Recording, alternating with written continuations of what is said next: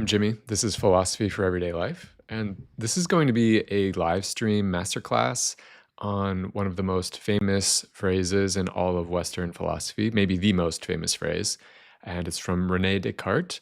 I think, therefore I am.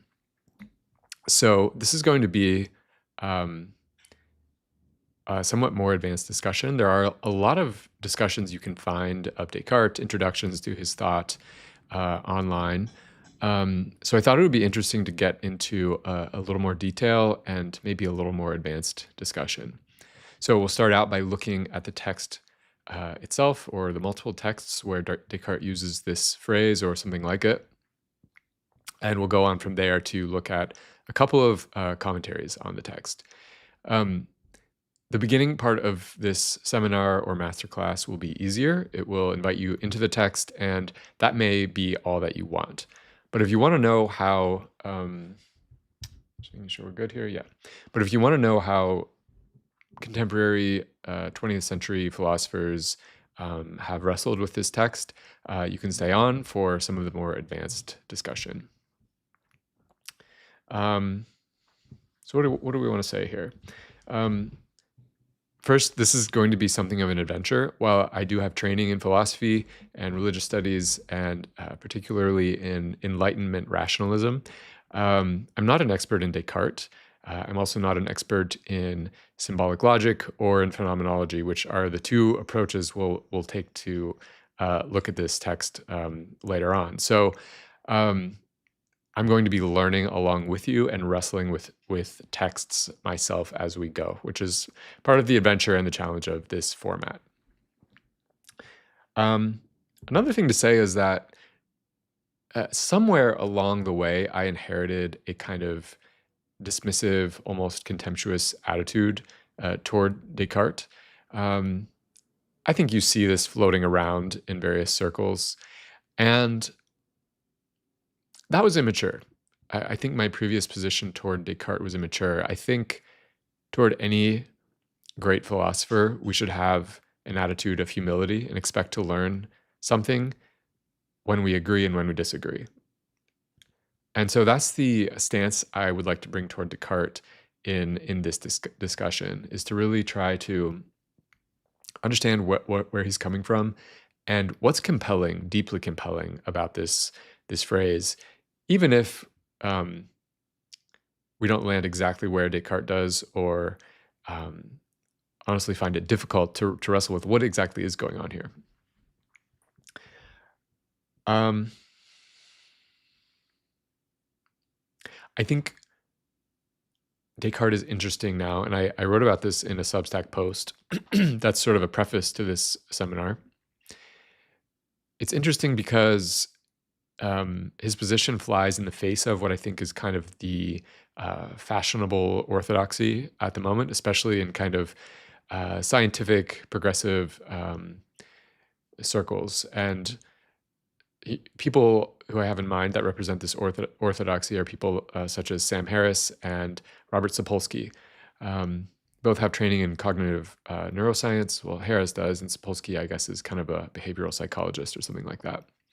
But they've gone around promoting ideas which they believe imply that free will and the self are an illusion. And this is very interesting. They kind of take empirical reality as obvious, as given, as certain, and they take these other ideas that seem more abstract or less, more difficult to observe as uncertain. Well, it's interesting that Descartes takes the exact opposite position. He thinks, he starts out, if you're familiar with his thought at all, by trying to doubt everything. And it's some of the easiest things to doubt are sense experience. Physical reality is very open to doubt. And he decides that the one thing he can't doubt is his own existence. Now, this is remarkable that we have Sam Harris on the one hand saying, of course, we know empirical reality, the stuff of the universe, physics, matter is something we can't doubt. But what doesn't fit into that picture is this really vague thing called the self or the soul. And Harris says that has to go. And Descartes takes the exact opposite position. He says it's the self which it is impossible. Actually, we are actually incapable of doubting our own existence. But all the things that Harris thinks are so certain are quite open to doubt. So that's an interesting difference. It makes me think, to my surprise, given my earlier contempt and dismissiveness, that we might need Descartes as a kind of philosophical therapy or medicine for this current moment. So that's one of the reasons why I thought it might be interesting to look at Descartes. In addition to this phrase being simply, I think, probably the most famous phrase in all of Western philosophy. So what else? I think by way of introduction, that's all. We're going to look at two texts written by Descartes himself. One is his Discourse on Method, which was published in 1637. And the other is his Meditations on First Philosophy, published 4 years later in 1641. Then we will look at an article by Jaako Hintika, who is an analytic philosopher and logician.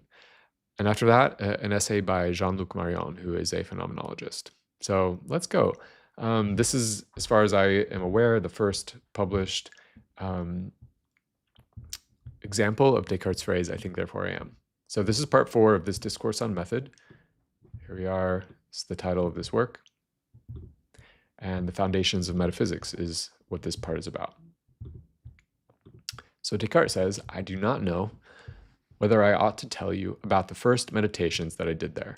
And when he says there, he's referring to this time of solitude that he discusses at the end of the last section.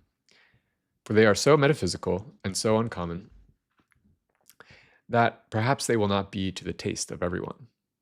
And yet, in order that one might be able to judge whether the foundations that I have laid are sufficiently firm, foundations, and this is an important word just because it became the name of a certain approach to epistemology, the study of knowledge, called foundationalism, which holds that all of our knowledge is built on certain foundational starting points. And Descartes is the most famous example of this approach and kind of its founder in a way. Okay, so in order that one might be able to judge whether the foundations that I have laid are sufficiently firm, I find myself in some fashion constrained to talk about them. So he says, I have to talk about this metaphysical stuff, even though I know not everyone will be interested. And the reason is, I think that this work, Discourse on Method, was intended for maybe a more scientific audience, scientific in the sense of the natural sciences. But he says, I have to get into this philosophical stuff, this metaphysical stuff. For a long time, I had noticed that as for morals, it is sometimes necessary to follow opinions that one knows to be quite uncertain, all the same as if they were indubitable, as has been said above. But because I then desired to devote myself solely to the search for truth, I thought that it was necessary that I were to do completely the contrary, and that I were to reject as absolutely false all that in which I could imagine the least doubt. So he's going to reject everything, or he did in this meditative process he went through. Anything which he could possibly doubt in any way, he rejected. In order to see whether there would remain, after that, something in my beliefs that were entirely indubitable. So I reject everything, if I can doubt it even a little bit, to find out whether there's anything that I can't doubt at all. Thus, because our senses sometimes deceive us, I wanted to suppose that there would not be anything that were such as they have us imagine it to be. So the senses sometimes deceive us. So let's imagine that they always deceive us, because after all, how do we know that they aren't always deceiving us? And because there are men who deceive themselves in reasoning, even concerning the simplest matters of geometry, and who there commit paralogisms, fallacies, judging that I was as prone to error as any other, I rejected as false all the reasonings that I had previously taken for demonstrations. So, because we're sometimes mistaken in our reasoning, Descartes said, well, I guess I'm going to have to reject all the things that I think I have learned through reasoning as well. So not just my senses, but my reason. And finally, considering that all the same thoughts that we have when we are awake can also come to us when we are asleep, without there being any of them at that time that be true, I resolved to feign that all the things that had ever entered my mind were no more true than the illusions of my dreams.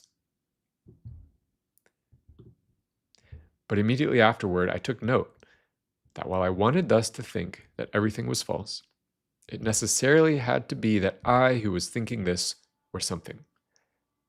And noticing that this truth, I think, therefore I am, was so firm and so assured that all the most extravagant suppositions of the skeptics were not capable of shaking it, I judged that I could accept it without scruple as the first principle of the philosophy I was seeking. Okay, so he doubts sense experience, he doubts the results of his reason, he doubts that all of his experiences are actually taking place because they might just be a dream. If we wanted to make this kind of a modern, a more modern approach, we could say, how do we know this isn't all just a simulation on a computer somewhere? And he says, but the one thing I can't doubt is that I think, therefore I am. Yeah, that is in a way what he's saying.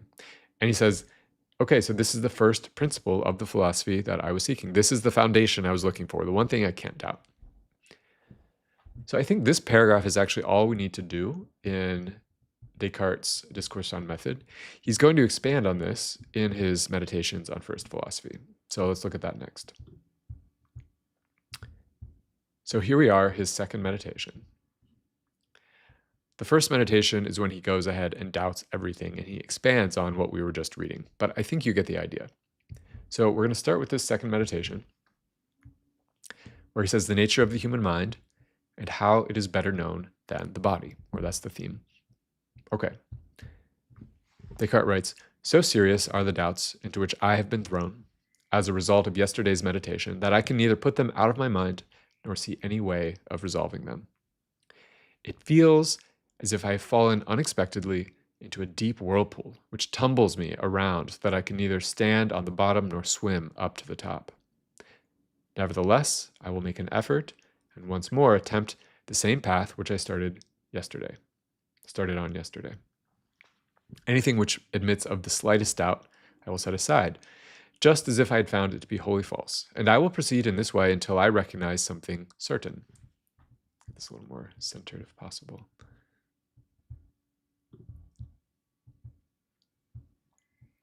Or if nothing else, until I at least recognize for certain that there is no certainty. Okay. Archimedes used to demand just one firm and immovable point in order to shift the entire earth. So I too can hope for great things if I manage to find just one thing, however slight, that is certain and unshakable. I will suppose then that everything I see is spurious. I will believe that my memory tells me lies, and that none of the things that it reports ever happened. I have no senses. Body, shape, extension, movement, and place are chimeras. So what remains true? Perhaps just the one fact that nothing is certain. It's interesting to me. I just don't see authors, thinkers like Sam Harris and Robert Sapolsky wrestling with this. Back when I was in college, I was taught a couple of basic paradigms for what it means to know. And for those who are more advanced in these topics, perhaps this will seem like a simple schema. But one of them is called naive realism, which is just the idea that reality as we experience it just straightforwardly and transparently is what it seems to be. And I just can't help thinking that the popular discourse of scientists who, like Harris and Sapolsky, who want to weigh in on philosophical matters, presupposes this kind of naive realism. And I think Descartes' method of doubt just really shatters that perspective. We need something better. We need a better way of interpreting what's happening in the world, or what it is that we know about what's happening in the world. And I think Descartes really turns this naive realist perspective on its head by saying all this physical stuff, all these scientific results, all these empirical matters that folks like Harris and Sapolsky think is so certain, that's actually the stuff that is open to doubt, most open to doubt. Okay, so let's keep going. Yet apart from everything I have just listed, how do I know that there is not something else, which does not allow even the slightest occasion for doubt? Is there not a God, or whatever I may call him, who puts into me the thoughts I am now having? But why do I think this, since I myself may perhaps be the author of these thoughts? In that case, am not I at least something? But I have just said that I have no senses and no body. This is the sticking point. What follows from this? Am I not so bound up with a body and with senses that I cannot exist without them? This is the kind of thing that Descartes is typically accused of forgetting or not being aware of. But I have convinced myself that there is absolutely nothing in the world, no sky, no earth, no minds, no bodies. Does it now follow that I too do not exist? No. If I convinced myself of something, then I certainly existed. But there is a deceiver of supreme power and cunning who is deliberately and constantly deceiving me. In that case, I too undoubtedly exist, if he is deceiving me. And let him deceive me as much as he can, he will never bring it about that I am nothing, so long as I think that I am something. So after considering everything very thoroughly, I must finally conclude that this proposition, I am, I exist, is necessarily true whenever it is put forward by me or conceived in my mind.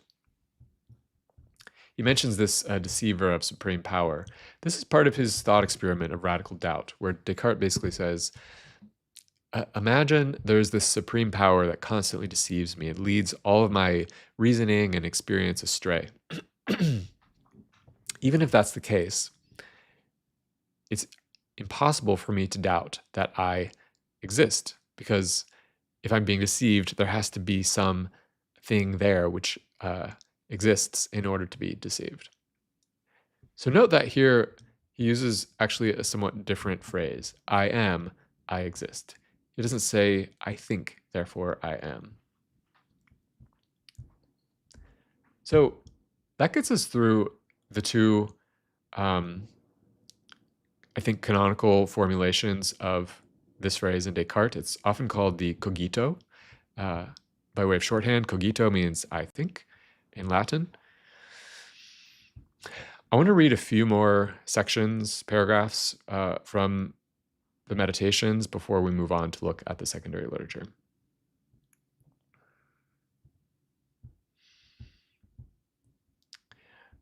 So I want to start just by these paragraphs that follow the one we just read, where he tries to unpack what is this thing that I've identified that I say exists and whose existence I cannot doubt. He says, I do not yet have a sufficient understanding of what this I is that now necessarily exists. So I must be on my guard against carelessly taking something else to be this I, and so making a mistake in the very item of knowledge that I maintain is the most certain and evident of all. I will therefore go back and meditate on what I originally believed myself to be before I embarked on this present train of thought. I will then subtract anything capable of being weakened, even minimally, by the arguments now introduced, so that what is left at the end may be exactly and only what is certain and unshakable.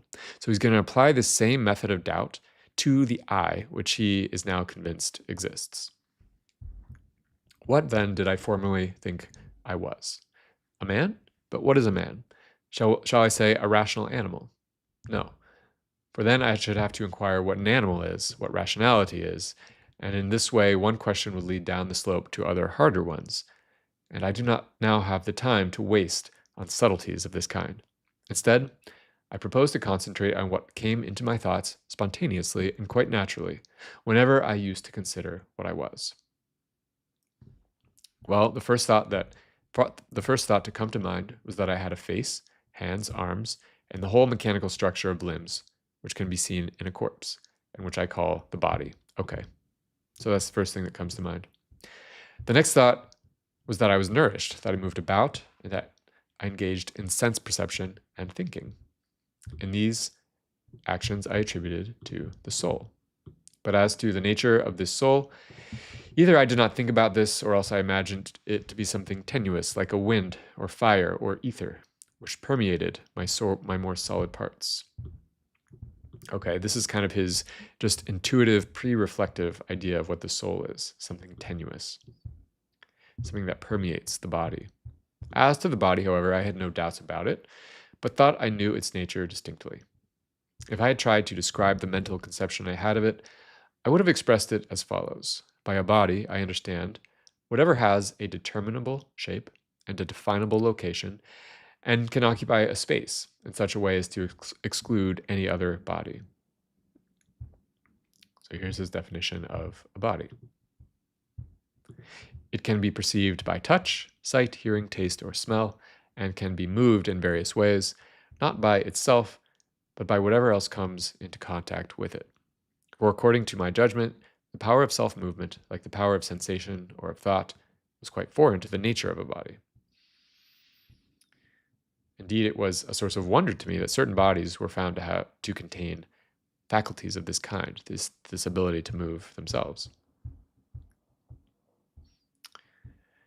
But what shall I now say that I am, when I am supposing that there is some supremely powerful and, if it is permissible to say so, malicious deceiver, who is deliberately trying to trick me in every way he can? Okay, so he's going to try to doubt now these things about the body and the soul that just sort of intuitively, pre-reflectively came to his mind. Can I now assert that I possess even the most insignificant of all the attributes which I have just said belong to the nature of a body? I scrutinize them, think about them, go over them again, but nothing suggests itself. It is tiresome and pointless to go through the list once more. But what about the attributes I assigned to the soul? Nutrition or movement. Since now I do not have a body, these are mere fabrications. Sense perception.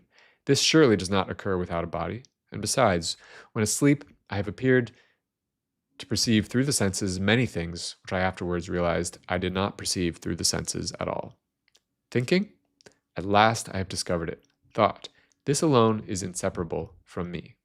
I am, I exist, that is certain. But for how long? For as long as I am thinking. So this is where people often complain about Descartes, because they say, okay, Descartes thinks that thinking is the only important thing. He wants to reduce human beings to these thinking machines. He thinks the body doesn't matter. You can see how you might get there from here, but it really misses the point. What Descartes is saying is all the other things are possible to doubt. And thinking is this one thing that when I'm doing it, I'm incapable of doubting that it's happening.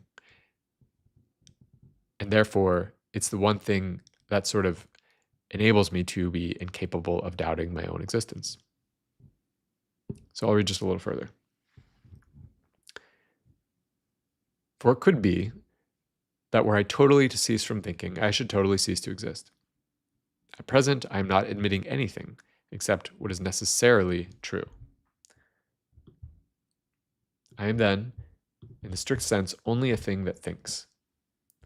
That is, I am a mind, or intelligence, or intellect, or reason, words whose meaning I have been ignorant of until now. But for all that, I am a thing which is real and which truly exists. But what kind of a thing? As I have just said, a thinking thing.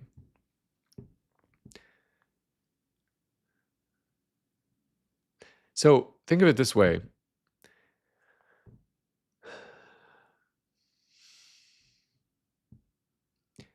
Descartes saying we can strip away sense perception.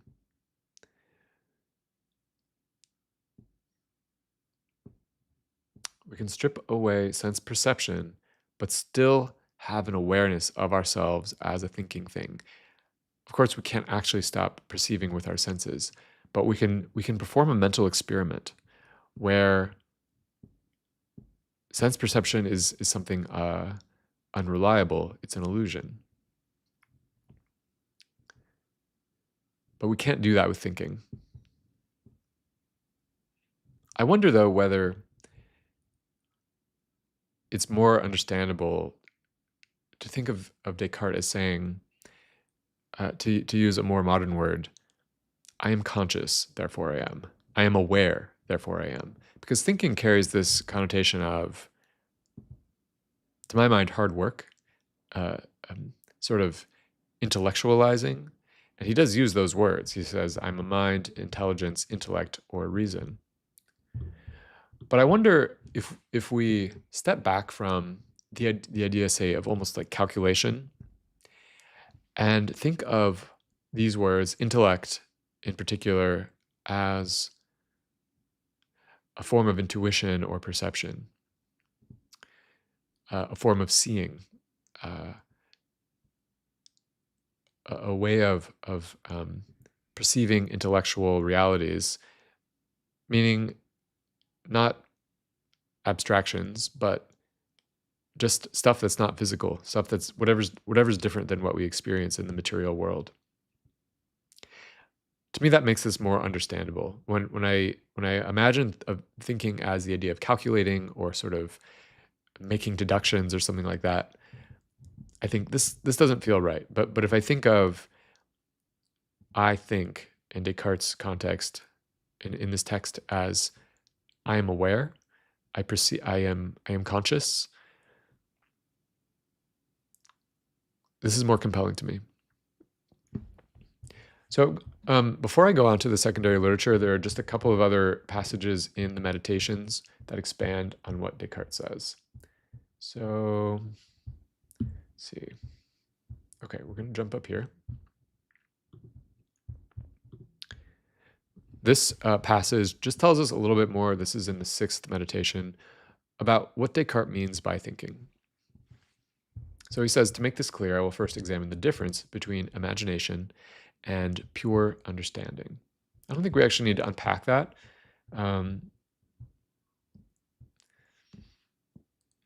But I think it's important to note that he says, I consider this power of imagining, which is in me, differing as it does from the power of understanding, is not a necessary constituent of my own essence, that is, of the essence of my mind.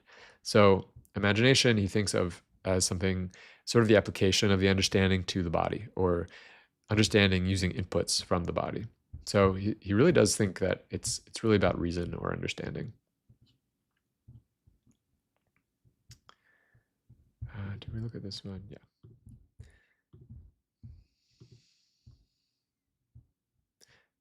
So he confirms that here. Thus, simply by knowing that I exist and seeing at the same time that absolutely nothing else belongs to my nature or essence, except that I am a thinking thing, I can infer correctly that my essence consists solely in the fact that I am a thinking thing. You do see, again, why people might want to complain about Descartes. This seems overly intellectual, overly rationalist. Besides this, he says, I find in myself faculties for certain special modes of thinking, namely imagination and sensory perception. Now I can clearly and distinctly understand myself as a whole without these faculties, but I cannot, conversely, understand these faculties without me, that is, without an intellectual substance to inhere in.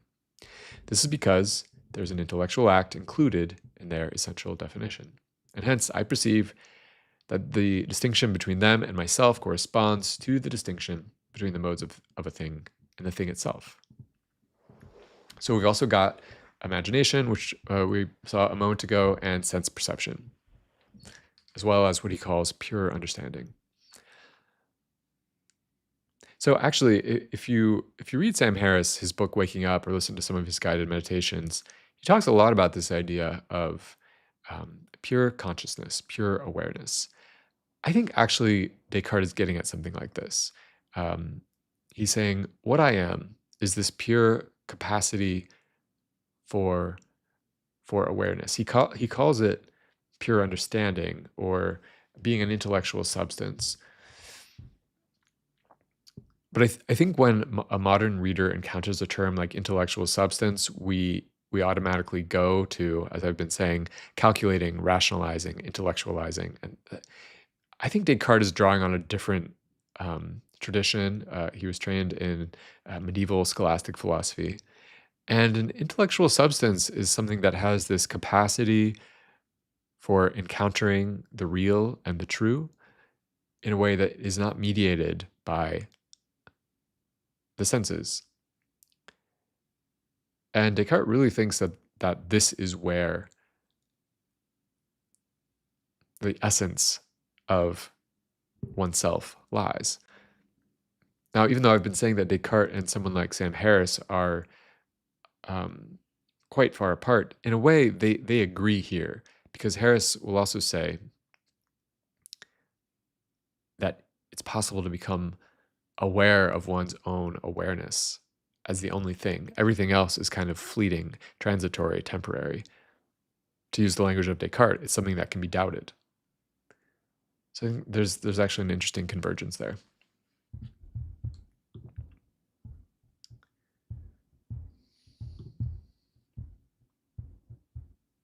Just a couple more sections.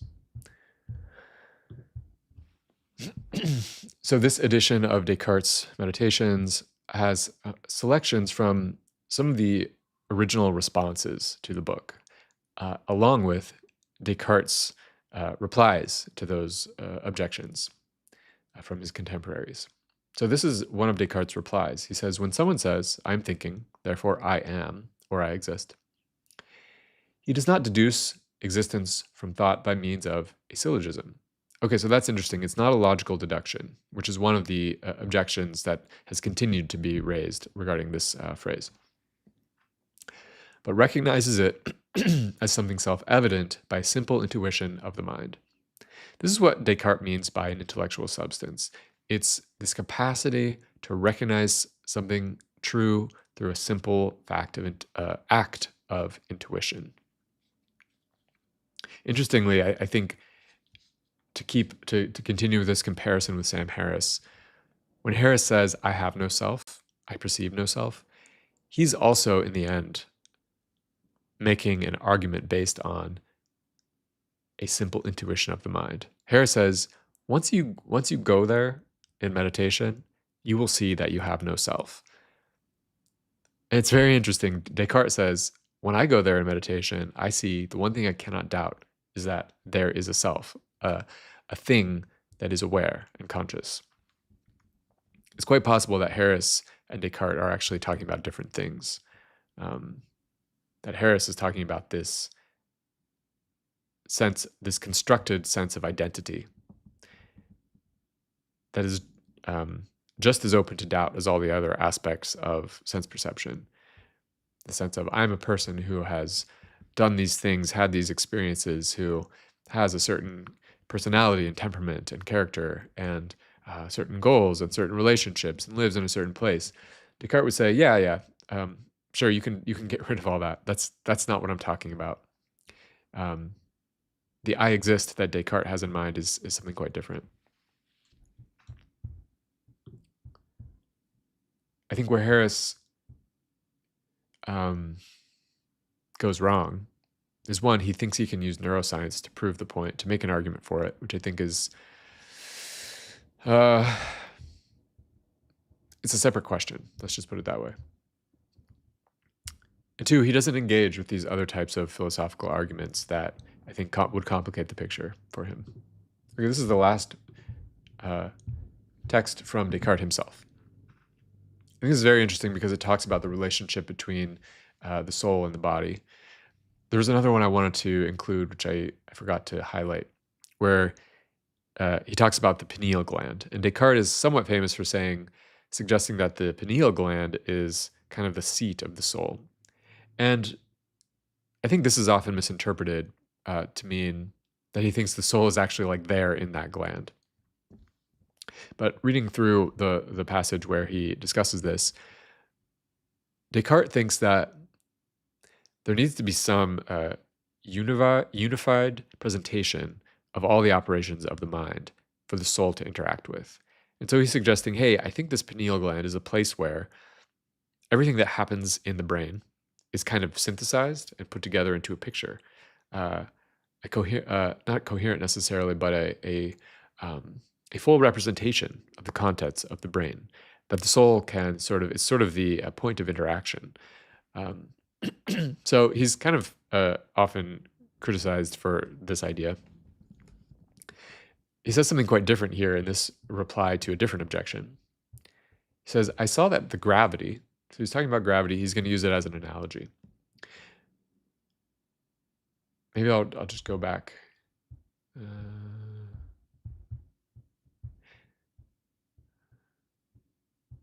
Okay, yeah, let's try this.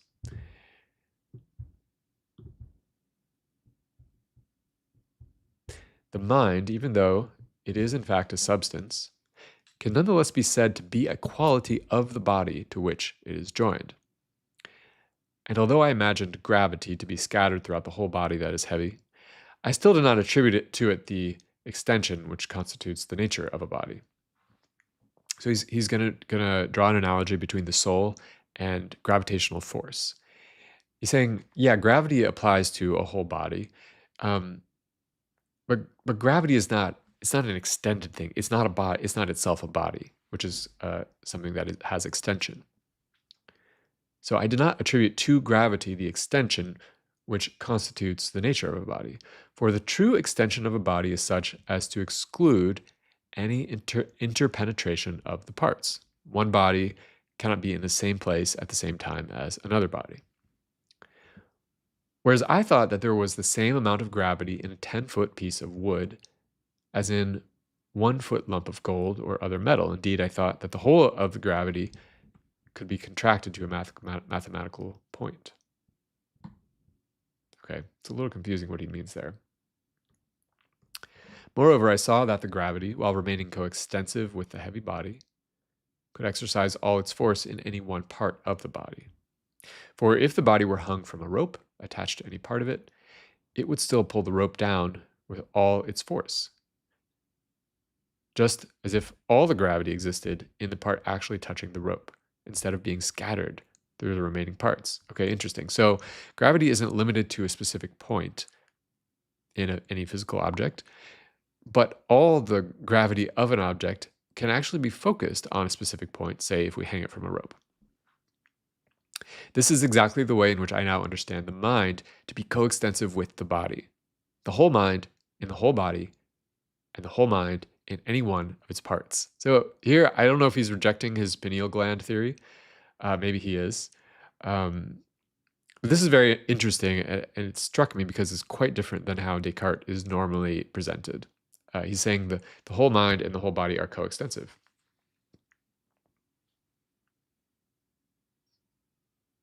Okay, so that's it for Descartes. We now have a couple of articles. I'm going to take a quick drink of water.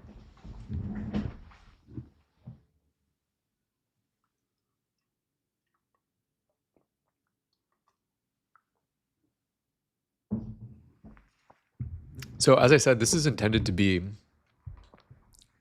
a more advanced discussion of what's going on with Descartes' cogito, his I think, therefore I am. And we've looked at the texts where he discusses this phrase. And now I want to look at what a couple of modern philosophers have said about this, two authors from the 20th century. So the first one is this author Jaako Hintika, who is an analytic philosopher and a logician. And the title of his essay is Cogito, Ergo Sum, Inference or Performance. This is an extremely interesting article. It's making sure we're good there. It's somewhat technical.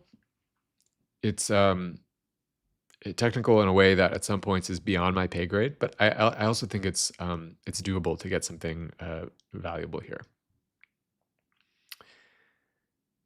He starts out this first section, Cogito ergo sum, as a problem. The fame, some would say the notoriety of the adage, Cogito ergo sum, makes one expect that scholarly industry has long since exhausted whatever interest it may have historically or topically. A perusal of the relevant literature, however, fails to satisfy this expectation. After hundreds of discussions of Descartes' famed principle, we still do not seem to have any way of expressing his alleged insight in terms which would be general and precise enough to enable us to judge its validity or its relevance to the consequences he claimed to draw from it. So it's interesting. Let's just check on the year when this was published. 1962. So recall that Descartes published his Meditations in 1641. So 321 years later, Hintikka is saying, we actually still don't know what to make of this.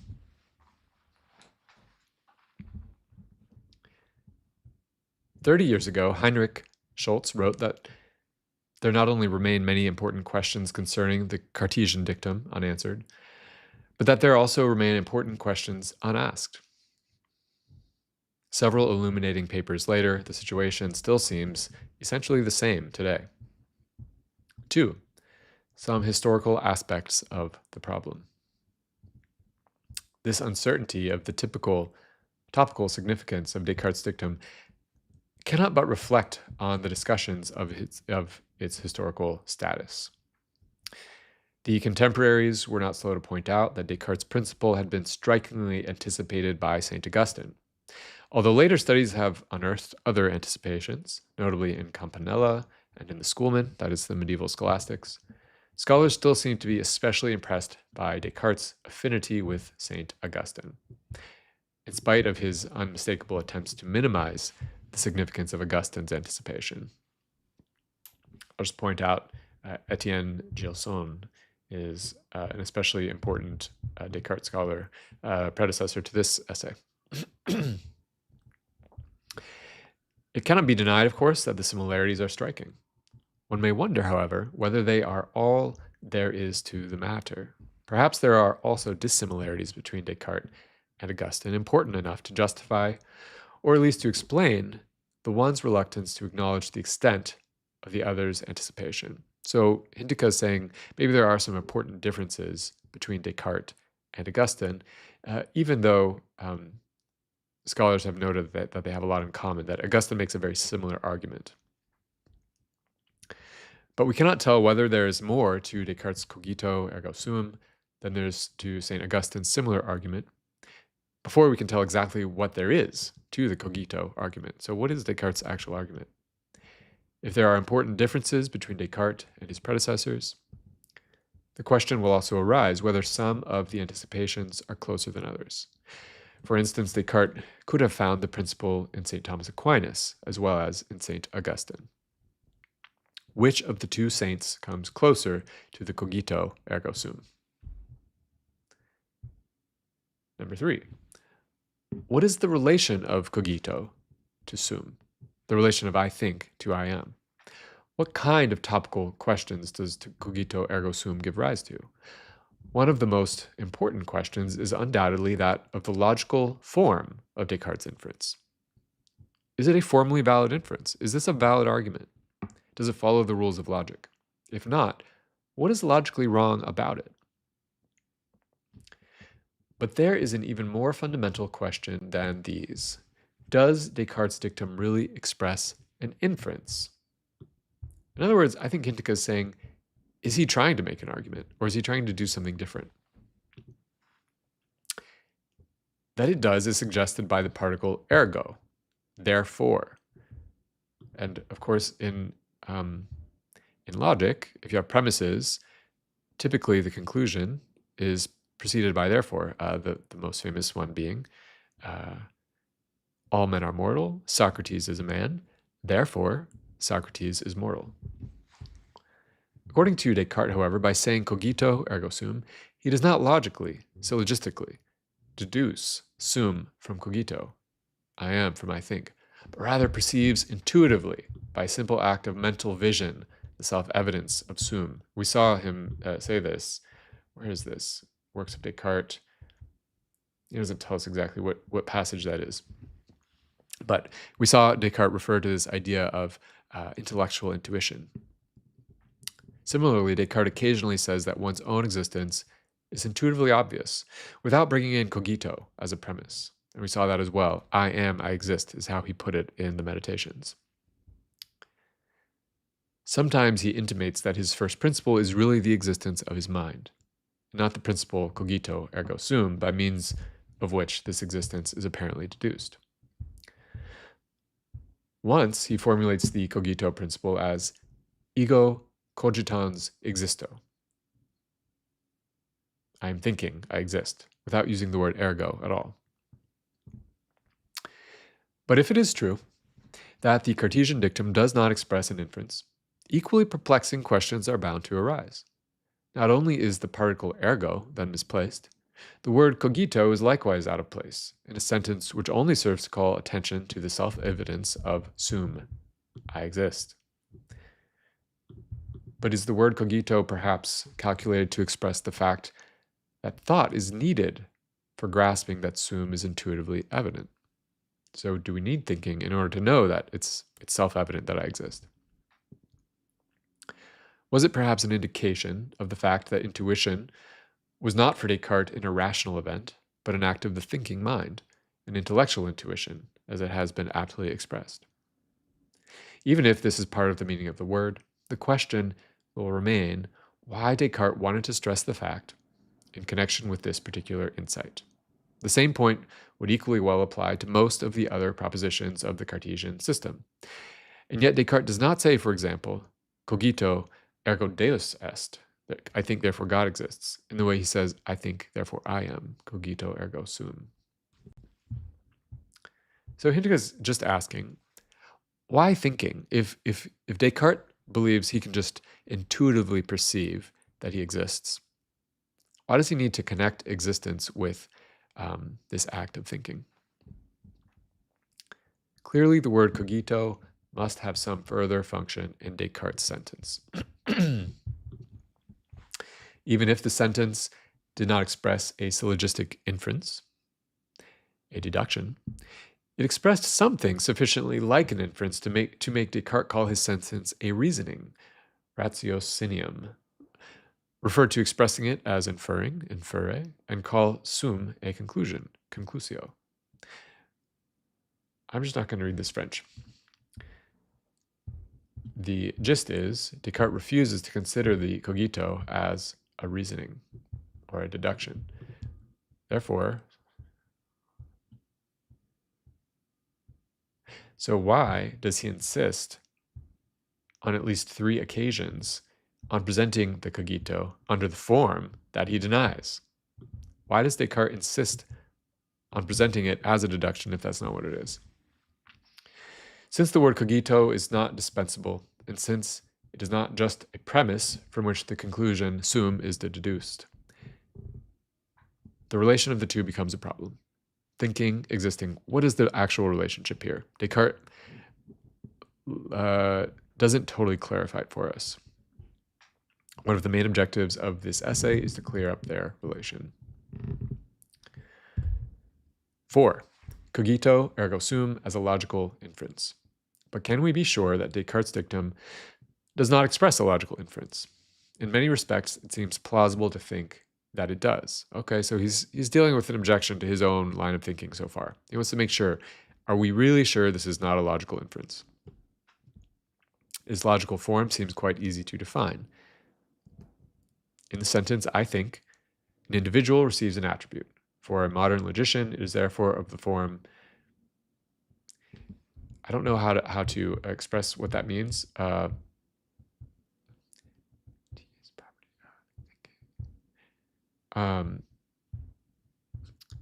Basically, A is the thing we're talking about, and B is its property. So A has the property of B.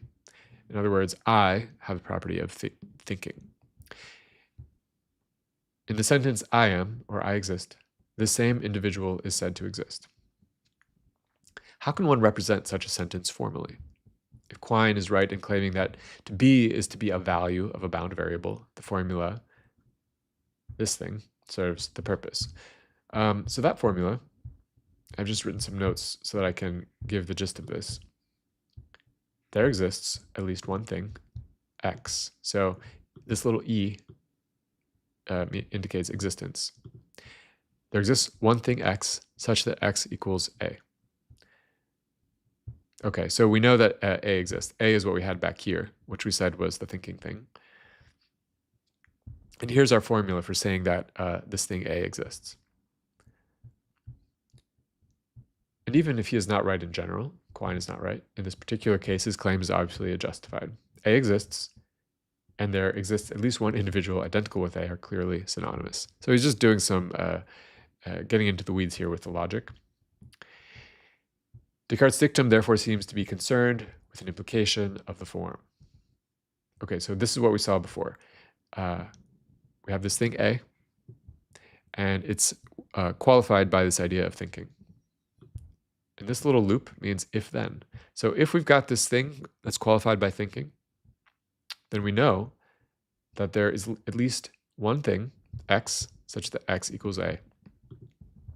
Okay, so this little, I'm just going to highlight the whole thing here. This expression is, if you're not familiar with formal logic, which I'm really not trained in, it's just a way of attempting to represent in logical form Descartes' argument, I think, therefore I am. It's a translation in a way. So Descartes perceives that he thinks, hence he obtains the premise A is a thinking thing. I am a thinking thing, or I am thinking. If one is true, he can use modus ponens, which is a basic logical argument, to conclude that he exists. Those who want to interpret the cogito as a logical inference may now claim that one is in fact true and even logically provable. For is not this a provable formula of our lower functional calculi? See if there's anything about that particular.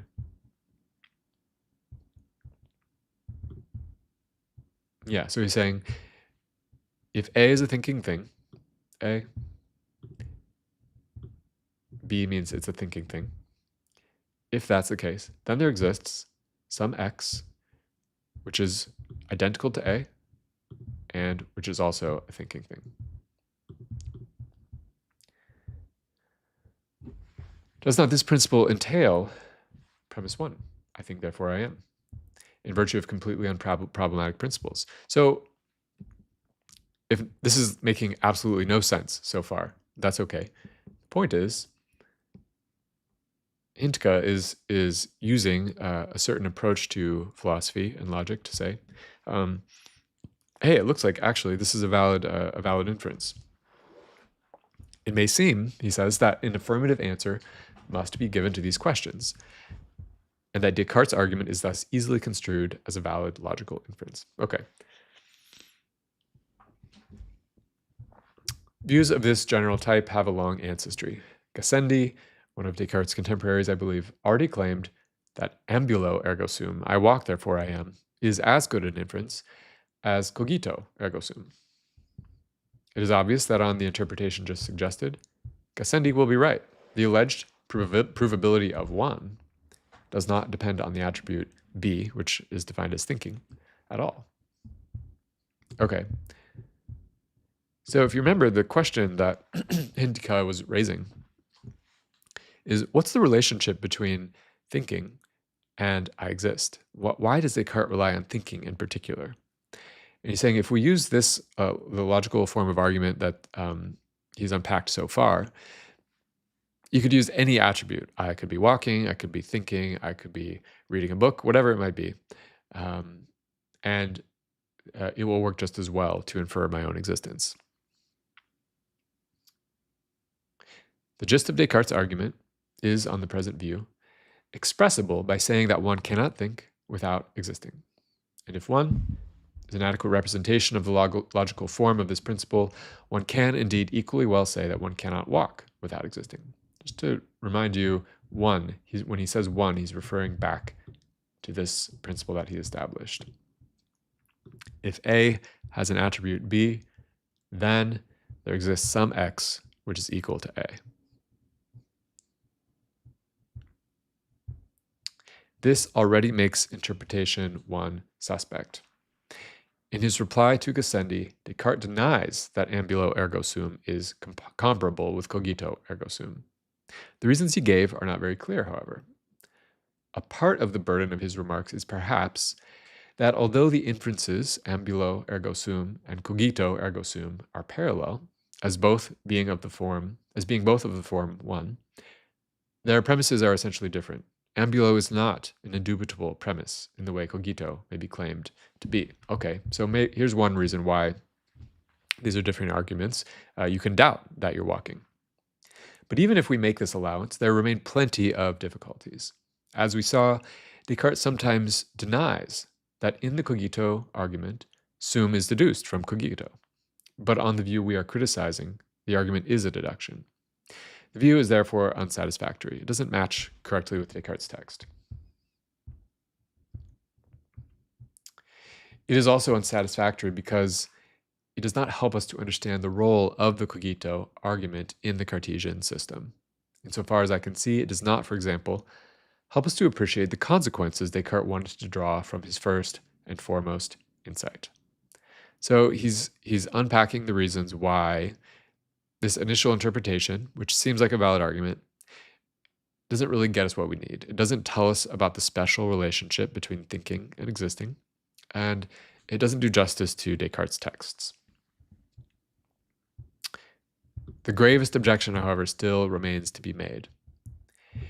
It may be shown that the provability of one in the usual systems of functional calculus, quantification theory, has nothing to do with the question whether thinking entails existence. An attempt to interpret Descartes' argument in terms of the provability of one is therefore bound to remain fruitless. So he's saying, actually, the logic may not be as good as it seems. Why is that? By this, I mean the following. If we have a closer look at the systems of logic in which one can be proved, we soon discover that they are based on important existential presuppositions, as I have elsewhere called them. And he refers here to this article, which I've read, but it's been a while. Definitely worth a read, though, for understanding the context here. So Hintikka is really going into the logical weeds. If you're finding this confusing and overwhelming, that's understandable. I've already said this is above my pay grade in a way. But I think what's really cool about this article is that Hintikka is taking, say, some of the most advanced tools of logic and analytic philosophy that were developed over the centuries after Descartes wrote and applying them back to Descartes and seeing what he can do. And finding something fruitful there. So I think this is, if you have the energy for it, well worth the time to just slowly go through Hintikka's argument, which I'm going to continue to do. Okay. So these systems of logic that use existential presuppositions, they make more or less tacit use of the assumption that all the singular terms with which we have to deal really refer to, designate some actually existing individual. In our example, this amounts to assuming that the term which replaces A in one must not be empty. So A, he says B and then A in parentheses. He's saying it kind of the term kind of assumes that A exists. But since the term in question is I, this is just another way of saying that I exist. Turns out, therefore, that we in fact decided that the sentence I exist is true when we decided that the sentence I think is of the form B parentheses A. So it's a circular reasoning. The conclusion is assumed in the premise. That we were then able to infer there exists some x where x equals A from A is characterized by B is undoubtedly true, but completely beside the point. It is possible to develop a system of logic which dispenses with the existential presuppositions. If in such a system we could infer I exist from I think, it would be highly relevant to the question whether thinking implies existence in Descartes' sense. But this we cannot do. The truth of a sentence of the form 1 turns entirely on existential presuppositions. If they are given up, the provability of 1 goes by the board. My point may perhaps be illustrated by means of an example constructed for us by Shakespeare. Hamlet did a great many things. Does it follow that he existed? I think if you forget all the logical notation that we just went through and remember this is what Hintikka is saying in very technical, abstract terms. Just because Hamlet thinks doesn't mean that Hamlet exists. And of course, it doesn't. So because of that, he's saying, okay, the logical argument, as he's been looking at it so far, of cogito, ergo sum, I think, therefore I exist, it doesn't follow. We have to assume existence in the thinking in order to get the conclusion of existence, which is a circular argument. Okay. If you made it this far, I don't know, good on you. This is quite a slog. I also think it's quite worth it, and we still have actually a long way to go.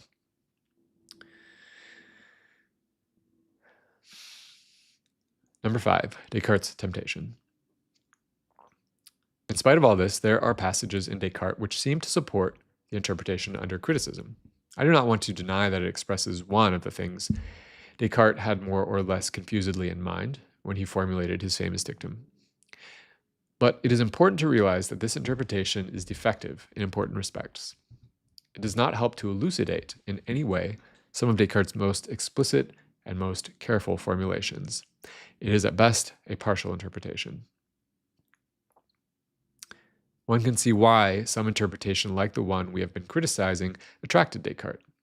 It gave him what must have seemed a very useful way of defending his own doctrines and of silencing criticism. He could always ask, how can it possibly be true of someone that he thinks unless he exists? And if you challenge the premise that he is thinking, why cannot the all-powerful Malangini, evil demon, make it appear to him that he is thinking? Descartes could have replied that, in a sense, the premise is redundant. He could have resorted to some such argument as the following. If I am right in thinking that I exist, then of course I exist. If I err in thinking that I exist, or if I as much as doubt whether I exist, then I must likewise exist. For no one can err or doubt without existing. In any case, I must therefore exist, ergo sum, therefore I exist. This neat argument is a petitio principii, begging the question, circular reasoning. However, as you may perhaps see by comparing it with the following similar argument. Homer was either a Greek or a barbarian. If he was a Greek, he must have existed, for how could one be a Greek without existing? But if he was a barbarian, he likewise must have existed, hence he must have existed in any case. So Hintikka is saying this form of argument is invalid, and if it turns out that this is what Descartes is doing, it doesn't work. And if this is confusing, hang on to the Hamlet example. If we know that Hamlet thought, Hamlet thinks, it doesn't imply that Hamlet exists unless we already assume that Hamlet exists. The latter argument is obviously fallacious. The celebrated Homeric question cannot be solved on paper. By the same token, the former argument is also fallacious. Okay.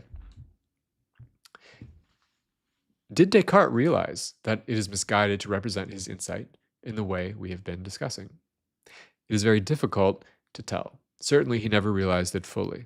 He seems to have realized, however, that on this interpretation, the validity of his argument depends essentially on existential presuppositions. In other words, it depends on assuming that the thinking thing exists at the outset.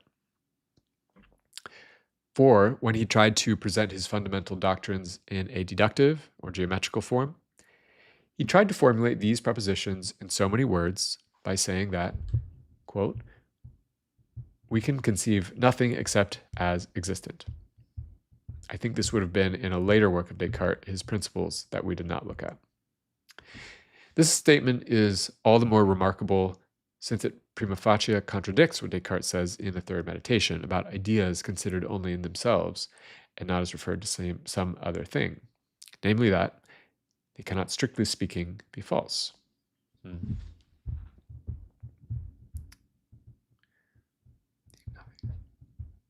It also contradicts the plain fact that we can think of, mentally consider, unicorns or Prince Hamlet without thereby committing ourselves to maintaining that they exist. Okay, we're going to keep going. We're getting closer to Hintikka's upshot, the unique interpretation he wants to offer. The fact also remains that Descartes resorted to the interpretation we have been criticizing, mainly in his more popular writings. As Guerrero noticed, he does not resort to it in the Meditations. His most explicit use of it occurs in Recherche de la Vérité, Research on Truth, or Researches, in a dialogue whose didactic character has been particularly emphasized by Ernst Cassirer. Descartes' most careful formulations of the Cogito argument, notably those in the Meditations on First Philosophy, seem to presuppose a different interpretation of the argument. Greg, thanks for commenting. Yeah, you're coming in the middle here, and yeah, exactly as you put it. My goal is to make this academic material more accessible. There's a lot of interesting nuance in what Descartes' up to that it's hard to grasp just on your own. So Hintikka is a wonderful guide. So I'm glad you're enjoying and really glad you're here. Okay, existential inconsistency.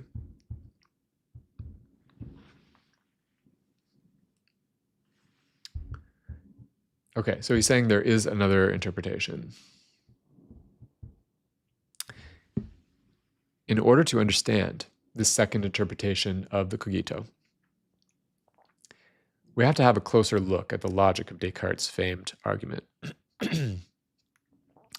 Descartes' formulations in the Meditations and elsewhere suggest that his result may be expressed by saying that it was impossible for him to deny his existence. Okay, so that's different. He's not deducing his existence. He's not making an inference or an argument. He's saying, actually, it's impossible for me to deny it. It's slightly different. One way in which Descartes could have tried to, but did not deny this, would have been to say Descartes does not exist. As a preliminary to our study of Descartes' first-person sentence, Cogito ergo sum, we shall inquire into the character of this third-person sentence. The reasons why Descartes could not have maintained the latter will turn out to be closely related to the reasons why he asserted the former, if I am right.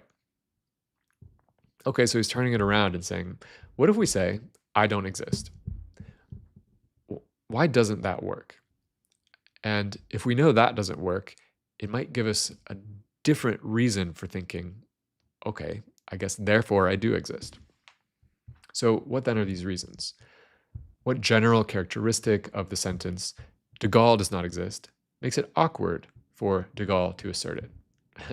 I like that after all of this formal technical logic, he now appeals to awkwardness. I shall try to formulate this general characteristic by saying that it is existentially inconsistent for de Gaulle to assert, to utter this sentence. The notion of existential inconsistency may be defined as follows. Let P be a sentence and a singular term. For example, a name, a pronoun, or a definite description.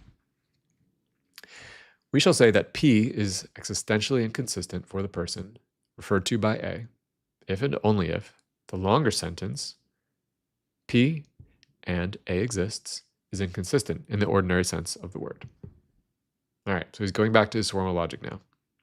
I think we can make sense of this and make it accessible.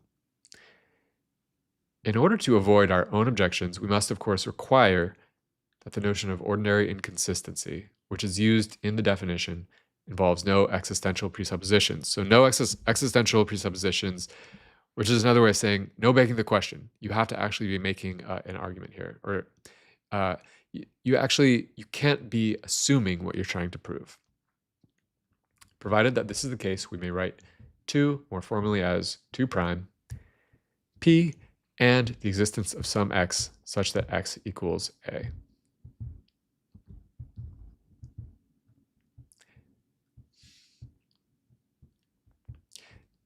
So just to make sure we're clear on his logic, this proposition number 2, the point is, we run into existential inconsistency if proposition 2 is inconsistent.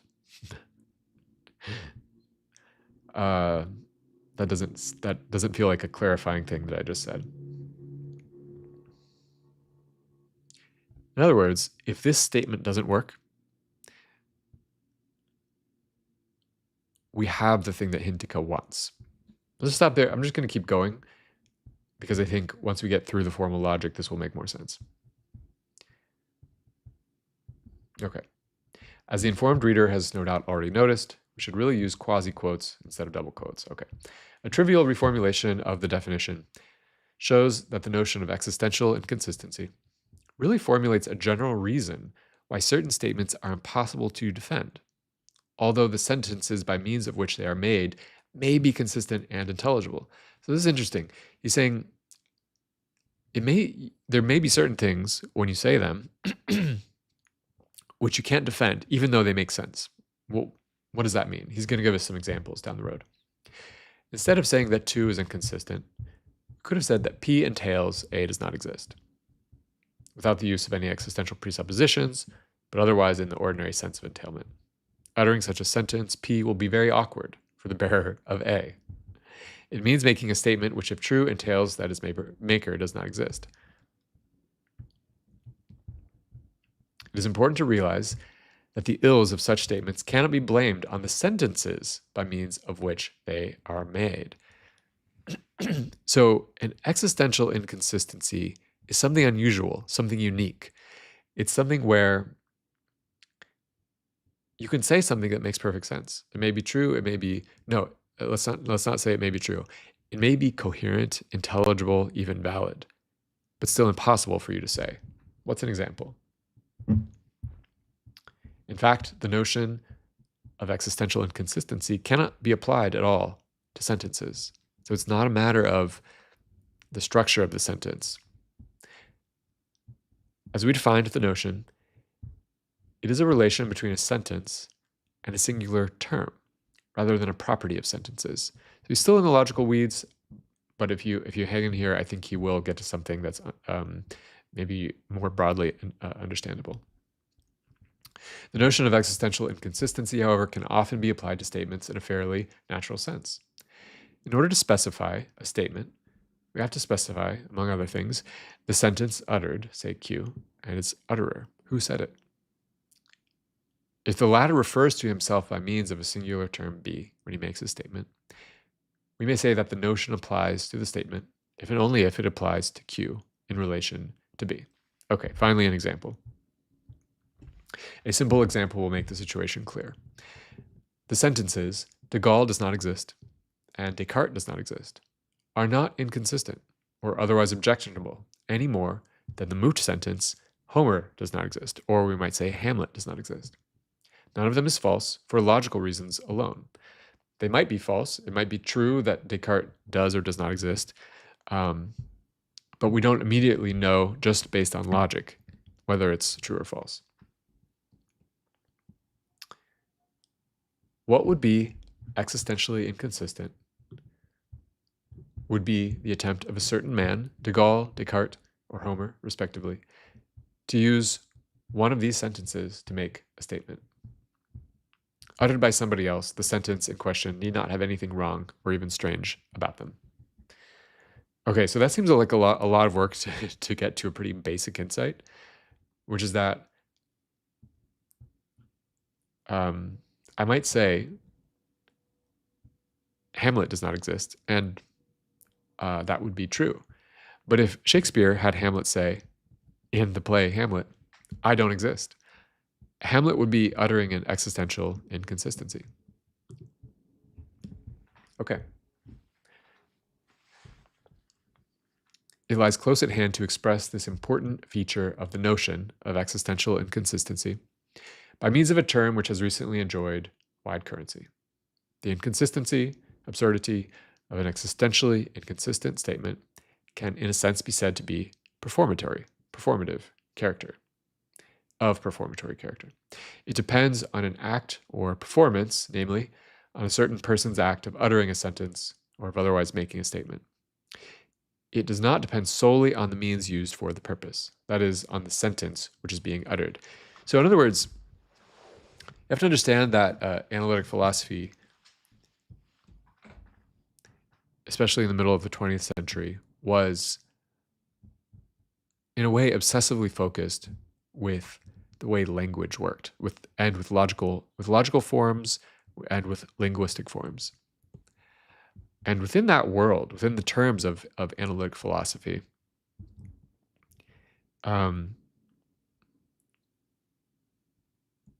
he's saying you can't, if you're only analyzing sentence forms, language forms, or logical forms, you can't really make sense of what Descartes' up to. You need something else. You need some idea of performance, performativity, that we're not just analyzing language, but we're also looking at how language does something.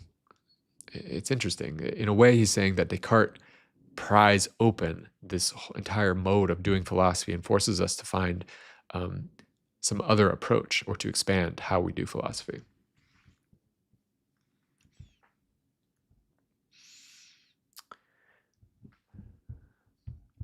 So this is more of what he's basically said already, but the sentence is perfectly correct as a sentence, but the attempt of a certain man, a certain person to utter it assertively is curiously pointless. If one of these days I should read in the morning paper, there is no de Gaulle anymore. I could understand what is being said. But no one who knows Charles de Gaulle could help being puzzled by these words if they were uttered by de Gaulle himself. The only way of making sense of them would be to give them a non-literal meaning. We can see how the existential inconsistency of de Gaulle's fictional utterance, as well as the inconsistency of other existentially inconsistent statements, manifests itself. Normally, a speaker wants his hearer to believe what he says. The whole language game of fact-stating discourse is based on the assumption that this is normally the case. But nobody can make his hearer believe that he does not exist by telling him so. So no matter how many arguments I might give you for telling you I don't exist, it would be impossible for me to make you believe that. Such an attempt is likely to have the opposite result.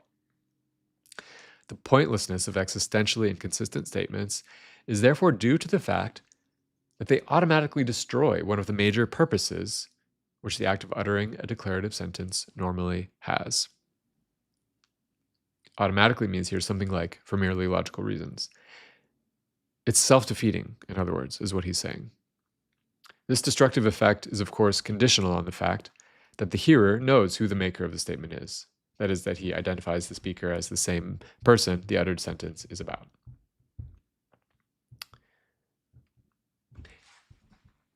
In a special case, a self-defeating attempt of this kind can be made without saying or writing anything or doing anything comparable. In trying to make others believe something, I must normally do something which can be heard or seen or felt. But in trying to make myself believe something, there is no need to say anything aloud or to write anything on paper. The performance through which existential inconsistency arises can in this case be merely an attempt to think more accurately, an attempt to make oneself believe that one does not exist.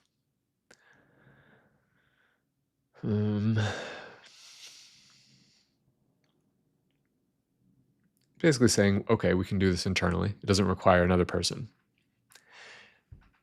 This transition from public speech acts to private thought acts, however, does not affect the essential features of their logic. The reason why Descartes' attempt to think that he does not exist necessarily fails is for a logician exactly the same as the reason why his attempt to tell one of his contemporaries that Descartes did not exist would have been bound to fail as soon as the hearer realized who the speaker was. Okay, so we've gotten somewhere. It may not be a logical deduction, a valid deduction, to say I think, therefore I deduce my own existence. And Hintikka says we have to beg the question. That was kind of the purpose of the first part of the paper. For that deduction to work, we have to assume existence at the outset, and that's what he means by existential presupposition. But now he's saying there are these existentially inconsistent statements, things which it's not a deduction exactly, but he says it's pointless or awkward if I were to try to tell myself I don't exist. He says we can't do it. It doesn't work, even if it's not exactly a deduction.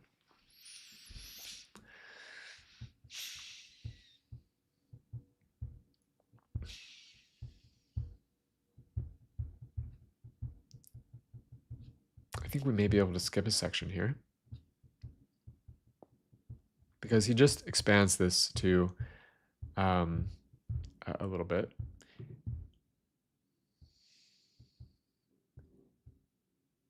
Actually, this is important. Okay, existentially inconsistent sentences. It can be seen that we are approaching Descartes' famous dictum. In order to reach it, we have to take one more step. We have found that the notion of existential inconsistency is primarily applicable to statements, e.g. declarative utterances, rather than to sentences. In a sense, it may of course be defined for sentences too, namely by making it relative to a term, name, pronoun, or definite description occurring therein. This is in fact what we did when we first introduced the notion. We said, among other things, that the sentence, de Gaulle does not exist, is existentially inconsistent for de Gaulle to utter. Sometimes it may even be possible to omit the specification for blank to utter, namely when the intended speaker can be gathered from the context. I actually don't know the distinction between statement and sentence that he's referring to, but I don't think we need to get totally clear on that. In a frequently occurring special case, such an omission is not only natural, but almost inevitable. It is the case in which the speaker refers to himself by means of the first person singular pronoun I. Okay, so now we're getting even closer to Descartes' statement. This pronoun inevitably refers to whoever happens to be speaking. The specification, inconsistent for blank to utter, therefore reduces to the tautology, inconsistent for whoever happens to be speaking to utter, and may therefore be omitted almost always. In a special case, the notion of existential inconsistency may therefore be defined for sentences simpliciter, without any other qualifications, and not only for sentences thought of as being uttered by some particular speaker. These are the sentences which contain a first-person singular pronoun. The existential inconsistency of such a sentence will mean that its utterer cannot add, and I exist, without contradicting himself implicitly or explicitly. There are purposes, however, for which it may be misleading to forget the specification.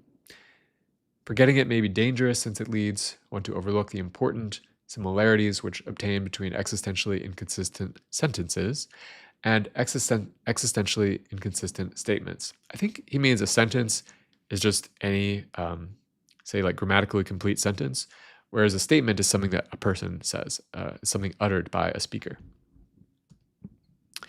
In a perfectly good sense, existentially inconsistent sentences are all right as sentences. So I could say, I don't exist. As a sentence, it makes sense. It makes sense. But as a statement, it's inconsistent. As something uttered by me. They may be said to be consistent and sometimes even significant or meaningful. For example, when they occur as parts of more complicated sentences. According to their very definition, existentially inconsistent sentences are not so much inconsistent as such as absurd for anyone to utter. I have a live stream on Thomas Nagel's definition or discussion of the absurd, which actually it would be interesting to think about the relationship here. Their existential inconsistency is therefore of performatory character, exactly in the same sense as that of the existentially inconsistent statements. So an existentially inconsistent statement is something like, de Gaulle does not exist, when we know that the statement is spoken by, or the sentence, no, the statement is spoken by de Gaulle.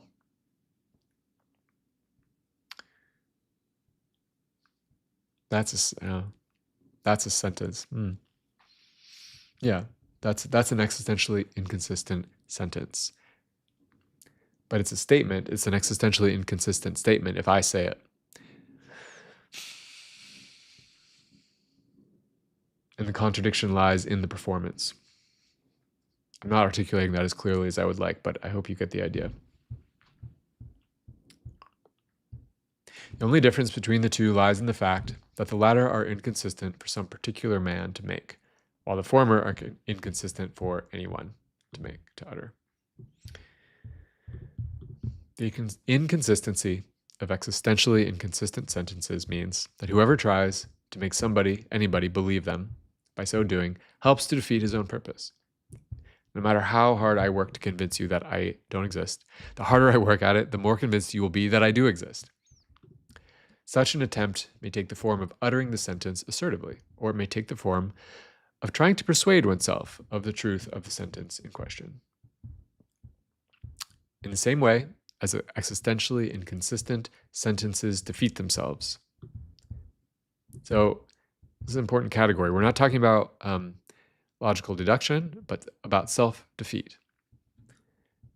In the same way as these sentences defeat themselves when they are uttered or thought of, their negations verify themselves when they are expressly uttered or otherwise professed. So if we know it's absurd, self-defeating, existentially inconsistent for me to say, I do not exist, we know that the opposite statement is self-verifying.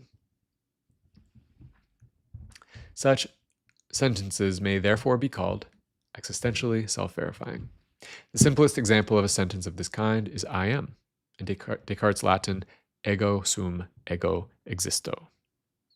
I'm going to do one more section of Hintikka before moving on to Jean-Luc Marion. Number 8, Descartes' insight.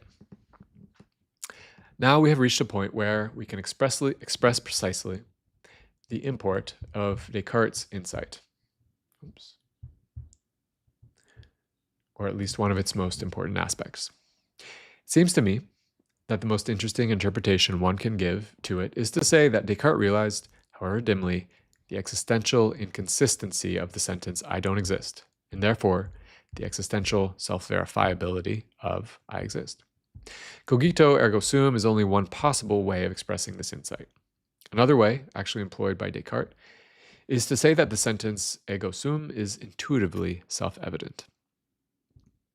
We can now understand the relation of the two parts of the cogito ergo sum and appreciate the reasons why it cannot be a logical inference in the ordinary sense of the word. What is at stake in Descartes' dictum is the status, the indubitability, the undoubtability of the sentence I am. This is shown particularly clearly by the formulations of the second meditation, which is what we read earlier. Contrary appearances notwithstanding, Descartes does not demonstrate this indubitability by deducing sum from cogito. So it looks like an inference, a deduction, especially because of this word ergo, therefore. But Hintikka is telling us that's not what it is. On the other hand, the sentence I am, I exist, is not by itself logically true either. So it's not logically, it's not a self-verifying statement. So what does that leave us?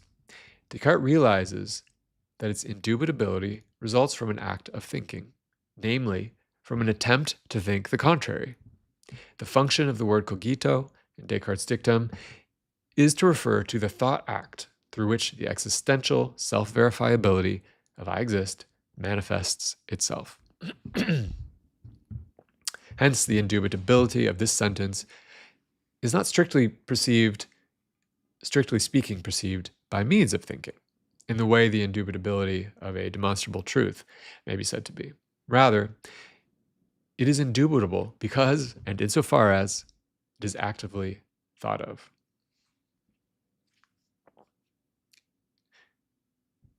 If I think I don't exist, I am compelled, forced, not by logic, but through some kind of self-evident intuition to recognize that I exist, or at least to recognize that it's impossible for me to deny that I exist. In Descartes' argument, the relation of cogito to sum is not that of a premise to a conclusion. Their relation is rather comparable with that of a process to its product. The indubitability of my own existence results from my thinking of it almost as the sound of music results from playing it. Or to use Descartes' own metaphor, light, in the sense of illumination, lux, results from the presence of a source of light, lumen. You can see how Descartes really is talking here about intuition, about this simple perception through mental awareness of something that it is impossible to deny. The relation which the particle ergo serves to express in Descartes' sentence is therefore rather peculiar. Perhaps it would have been less misleading for Descartes to say, I am in that I think, or by thinking I perceive my existence, than to say I think, therefore I am. It may be worth noting that one of our formulations was closely anticipated by St. Thomas Aquinas when he wrote, I'm just going to read the translation here, no one can think himself not to exist with assent. So we cannot assent to thinking our own non-existence. For in what he thinks, he perceives himself to exist. If you remember back to the beginning, Hintikka was asking whether Descartes' formulation or argument is closer to Augustine or perhaps to someone else. And he's kind of suggesting here, actually, Descartes' argument might be closer to that of Thomas Aquinas. That's interesting in its own way because the scholastic theologians and philosophers of Descartes' time were very critical of his writing. It's ironic. So that's from a work by Thomas Aquinas, De Veritate. The peculiarity of this relation explains Descartes' vacillation in expressing it, in that he sometimes speaks of the cogito as an inference and sometimes as a realization of the intuitive self-evidence of its latter half. Okay, so Descartes is less clear than he could be. Similarly, we may now appreciate the function of the word cogito in Descartes' sentence, as well as his motives in employing it. It serves to express the performatory character of Descartes' insight. It refers to the performance, to the act of thinking, through which the sentence I exist may be said to verify itself. So in the act of thinking, I don't exist, the sentence I exist verifies itself. So I think, therefore I am. For this reason, it has the most important function in Descartes' sentence. It cannot be replaced by any arbitrary verb. The performance act through which the existential self-verifiability is manifested cannot be any arbitrary human activity, contrary to what Gassendi claimed. And Gassendi is the one who said, I walk, therefore I am, is just as good an argument. It cannot be an act of walking or an act of seeing. It cannot even be an instance of arbitrary mental activity, say of willing or of feeling. It must be just what we said it is, an attempt to think in the sense of making myself believe, an attempt to think with assent, as Aquinas put it, that I do not exist. When we try to think that, we are forced to conclude that I do exist. Hence Descartes' choice of the word cogito, I think. This particular word is not absolutely indispensable, however, for the act of thinking to which it refers could also be called an act of doubting. Descartes does admit that his insight is also expressible by dubito, I doubt, therefore I am. But did I not say that the performance through which an existentially self-verifying sentence verifies itself may also be an act uttering it? Is this not incompatible with Descartes' use of the word cogito? There is no incompatibility, for Descartes says exactly the same. In his second meditation on first philosophy, he says in so many words that the sentence I exist is necessarily true whenever I utter it or conceive it in my mind.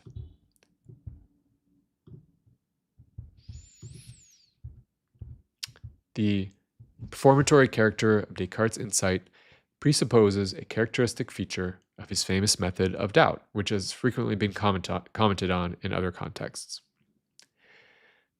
Descartes' doubt does not consist in the giving up of all opinions, as a skeptic's doubt might, nor is it an attempt to remove certain specific sources of mistakes from our thinking, like Francis Bacon's.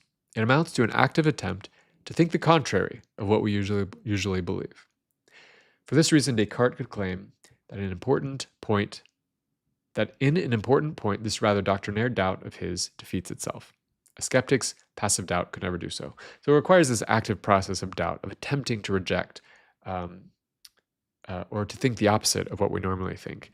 And Descartes goes through all his thoughts and opinions. He finds that he can think the opposite of almost everything that he currently thinks. But he finds this one thing that when he attempts to think the opposite, when he attempts to think I don't exist, to assert it, or to actively conceptualize it, that act of thinking forces him back to the opposite position.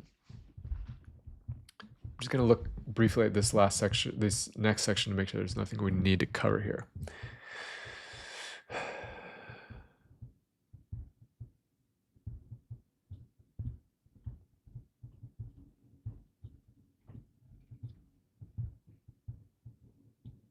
Yeah.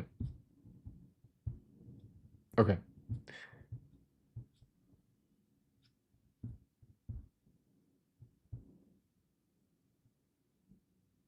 Yeah, this is all important and interesting, but we've gotten to Hintika's main argument, main insight, the core of his interpretation of Descartes.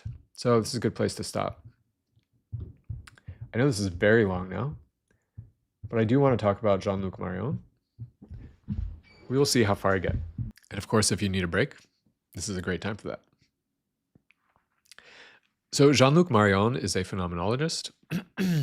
In modern philosophy, if you're not aware, beginning especially, say, in the 20th century, there was a divide methodologically between continental philosophy, which refers to people on the European continent, and analytic philosophy, or English-speaking philosophy in England, Great Britain, and North America. Hintikka, I have trouble saying that name, I believe he was Finnish, but he worked in this Anglophone analytic tradition. Jean-Luc Marion is one of the more prominent representatives in the late 20th century, early 21st, of what's called phenomenology, which is the main school of thought in the continental tradition. So we're going to get a very different approach. Marion is French. If you've watched any of my live streams on Michel de Certeau, you know that I feel that French philosophers and scholars can be a bit convoluted in their language, and we definitely find that here. We also find some very interesting insights that I think are worth attending to. So the title of this is The Originary Otherness of the Ego, a rereading of Descartes' second meditation. So if you recall, the second meditation is what we read at the very beginning of this discussion. That's where we get this phrase, I am, I exist. And we're already seeing that Marion wants to complicate what's going on with this I. He's saying there's an otherness there. So that's interesting. Okay, the scission and the closure, the opening and the closure, or the cutting open. The question of the subject always comes back into play. The subject, the one who perceives. Reinforced even by the condemnations that desperately attempt to exile it. Well, that's interesting because I was talking about Sam Harris at the beginning. This attempt to get rid of the subject, to say there is no subject, there is no perceiving thing, there is just consciousness, just awareness. Marion says, it keeps coming back, you can't get rid of it. Too quickly convinced by the charge of metaphysics, subjectivity persists all the same, at least as a place for interrogation. People don't like the subject because it sounds metaphysical, and in the 20th century we stopped, metaphysics became implausible. This obstinacy is easily explained. Any discourse requires, if not always a point of origin, should I make this? Yeah, it's about as big as I can get that. At least a point of impact toward which to orient itself and on which to operate.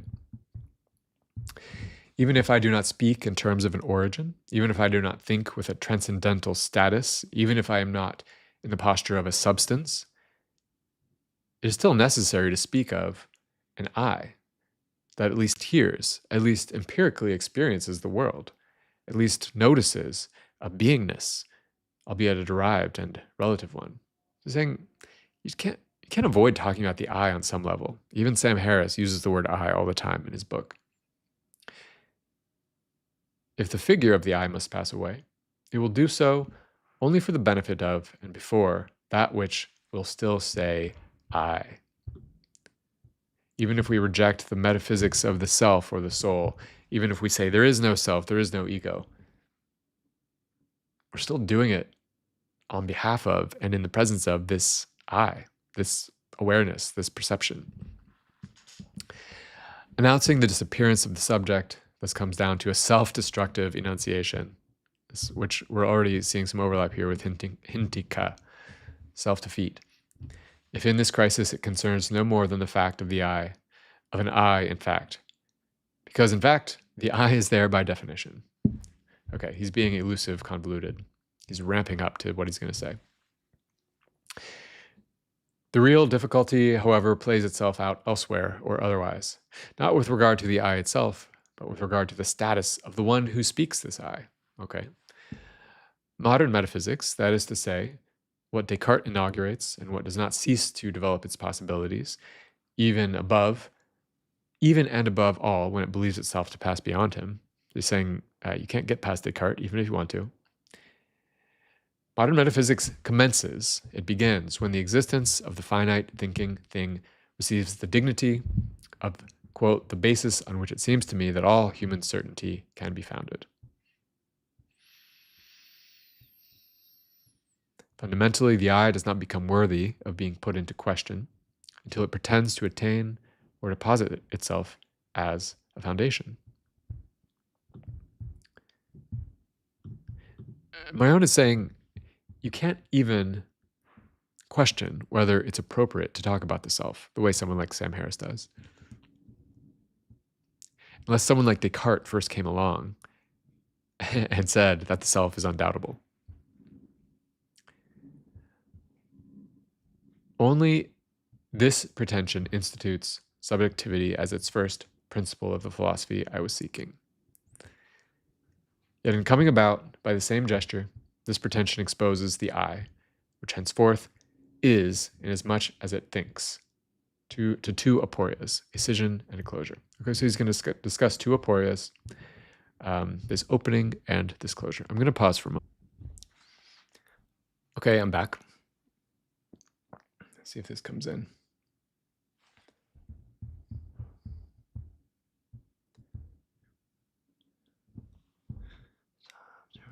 There we are. Okay, I needed to check on my 10-year-old son. Okay. Marion is going to proceed by looking at two aporias. An aporia is, it's an apparent contradiction that is used to open up insights. Okay, so the scission is the first aporia. This follows directly and in principle from the function of founding, asserting the subject, asserting that I exist. The foundation cannot emerge as such except in the capacity of principle, as that which implies the rest, ontically and epistemologically, and therefore makes it possible. So Descartes wants to assert I exist because he needs this foundational starting point. It's an opening. Thus the I has a transcendental function as foundation. It defines the conditions of possibility of experience. And if you're familiar with Immanuel Kant, a transcendental argument is one that is based on the condition of possibility of something. In other words, if I'm thinking, you could make a transcendental argument where you say, it's impossible for me to be thinking if I don't exist. So I've made a transcendental argument. It's based on the conditions of possibility for thinking. These are the terms that, I'm just trying to clarify the terms that Marion is using.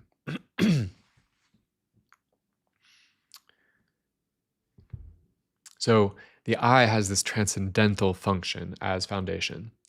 It defines the conditions of possibility of experience, which it opens because it precedes experience. So the I opens up the possibility of experience, is what he's saying. No, if there's no I, there's no experience. Certainly, such a transcendental priority decidedly confirms the exceptional singularity of the I. But it also imposes a restriction on the I. If the I determines the conditions of possibility of experience and of the objects of experience, it hence does not belong to this experience and does not count among its objects. The I is not part of experience, which is, I think, Harris's point. Strictly speaking, it excludes itself from experience precisely because it makes experience possible. a non-object of experience, it will never appear in experience, held this side of all categorical determinations of the object. It eludes even space and time, since it opens the field of the one and the flux of the other. So Harris says, if you meditate, eventually you'll realize I, the subject, me, myself, never appears in consciousness. And Marion is saying, yeah, of course, obviously, that's the whole point. As transcendental, the I remains invisible, undetermined, and universally abstract. It would thus enter into visibility only in determining and individualizing itself according to experience, thus by way of the object. From here on, the transcendental I is doubled by an empirical me, definable and individualized because visible, but deprived of all function and interiority in principle. So the me, the empirical, the thing that can be experienced, Marion is saying it's not the same as the I that Descartes tells us exists necessarily, or whose existence we cannot deny. And I think this is a helpful way of getting at what might be different when Sam Harris says there is no self. He's talking about this me, this real but empirical, real but second me. And he's not getting at the thing that Descartes means when he says I exist. It reminds me of a book by David Bentley Hart called Being Consciousness Bliss, which is kind of a critique of some of the atheist writings of folks like Richard Dawkins, and I think Harris is included there.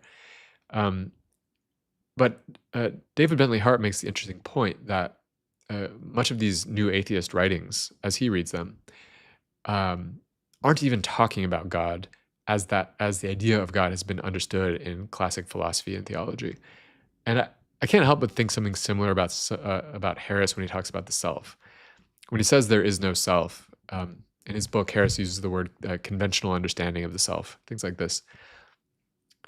When Harris says there is no self, is he even talking about the same thing that someone like Descartes means when he says I exist? I think probably not.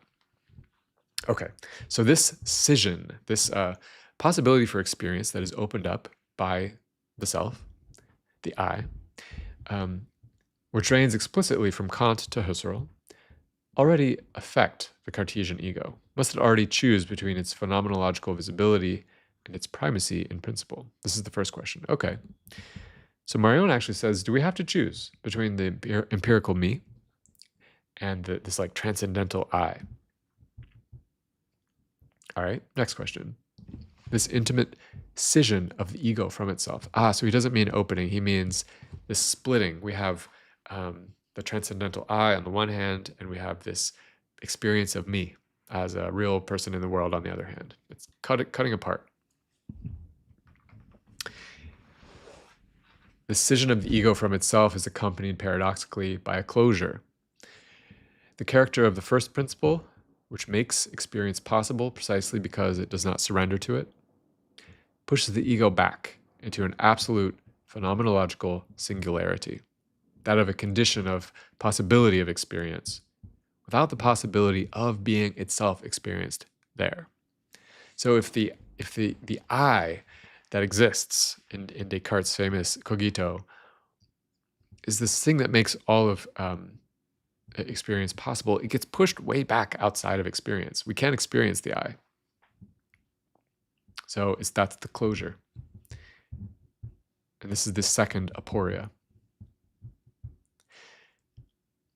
This empty sufficiency leads to the solution of a continuity between it and all thinkable phenomena, the heterogeneous relation between the gaze and its object, known only by objectifying. It follows that knowing only the object that it produces, the ego would not be able to access any other ego as such, but only that which it objectifies in itself, an altered ego, a simple other me. Altering the other into another object, the ego is hence closed in on itself, without door or window, in the aporia of solipsism. So because the ego gets pushed way back out of experience as this transcendental condition of all experience, how can it access anything? It seems like it's all sort of closed in on itself with access to nothing outside. That's what solipsism is. Consequently, it compromises all access to an originary ethics. The provisional morality remains definitive and definitively insufficient. Does the ego, instituted by Descartes, remain stuck in the sterile grip of solipsism? Originary ethics. I think Marion is referring to something like the thought of Emmanuel Levinas, that even before we are aware of our own existence, we stand in relationship to others. There's something so fundamental about this relationality of the self and of existence. And Descartes' move to make this, to pull this ego way back out of experience and say it's the condition for experience, seems to make the self very isolated, a very individual sort of thing. So this actually seems like a moral problem. It creates a problem for relating to others. Yeah, and he says this is the second question. And the majority of arguments against Descartes' institution of the ego can be led back to one of the following. Either an objection of transcendentality, so they don't like the transcendental thing, Hume, Nietzsche, Wittgenstein, or an objection in the name of ethics, Pascal and Levinas, who I was just mentioning. So you can see how Marion is taking just a very different approach to this than Hintikka, who was concerned with the logical form of the argument. And can we come up with an interpretation of Descartes' Cogito that is logically valid? Marion's more asking about, with these two aporias, first, this cutting between our experience of ourselves and this actual self that's way back out of experience, and this closure that the real self that we can't doubt seems isolated. And isn't this a problem for being a human? Aren't we fundamentally relational beings?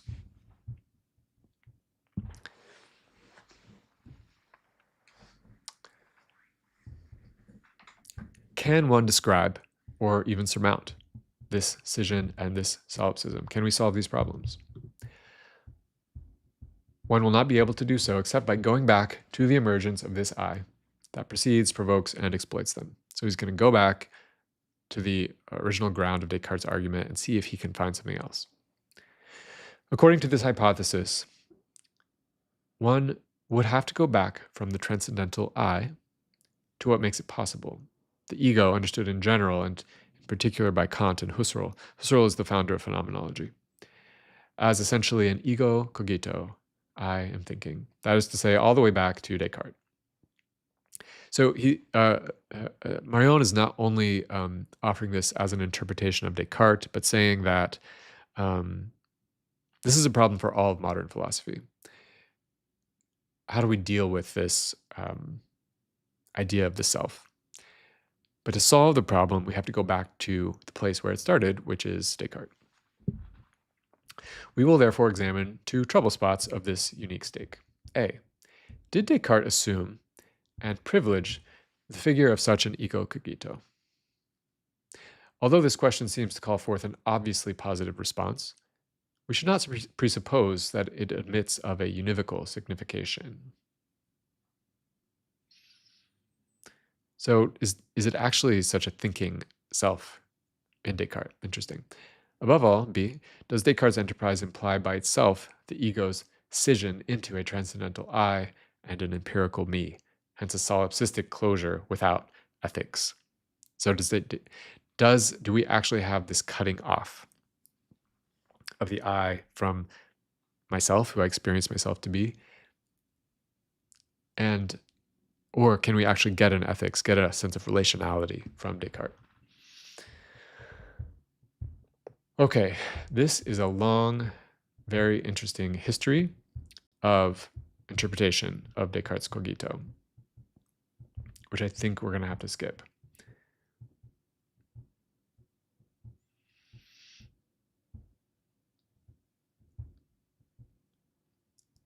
maybe let's read what he has to say about Nietzsche. Not until Nietzsche, paradoxically, was the canonical interpretation put in question at the connection between the ego and the cogito.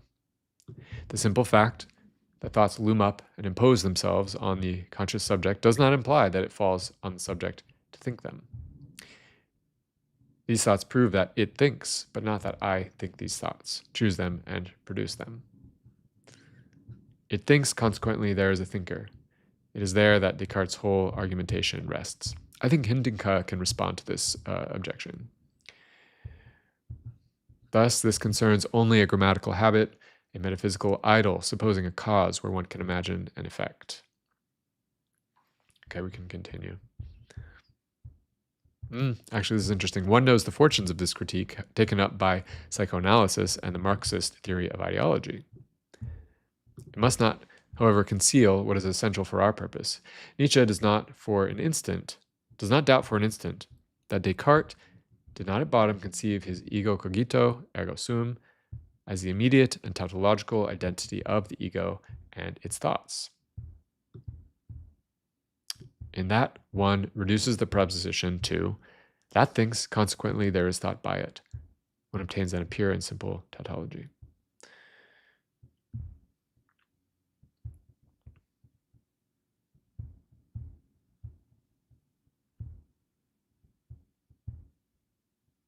Okay.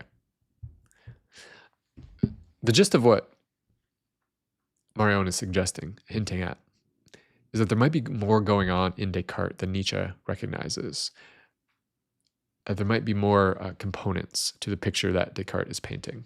I'm just going to leave it at that and continue.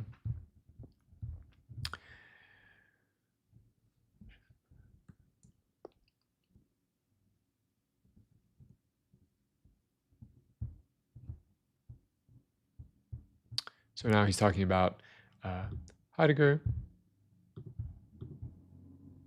Guerrero,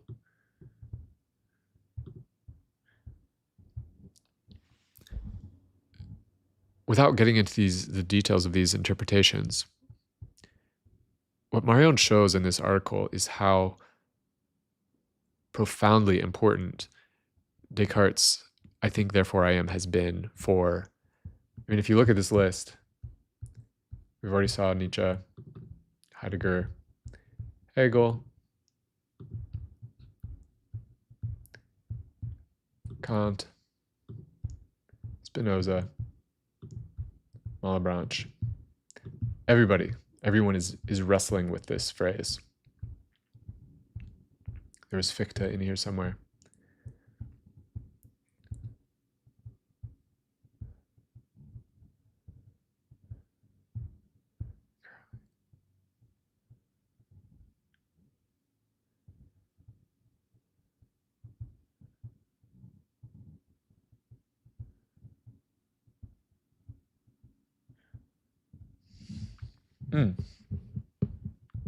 He references Hintikka. I forgot about that. Okay, so let's read maybe here.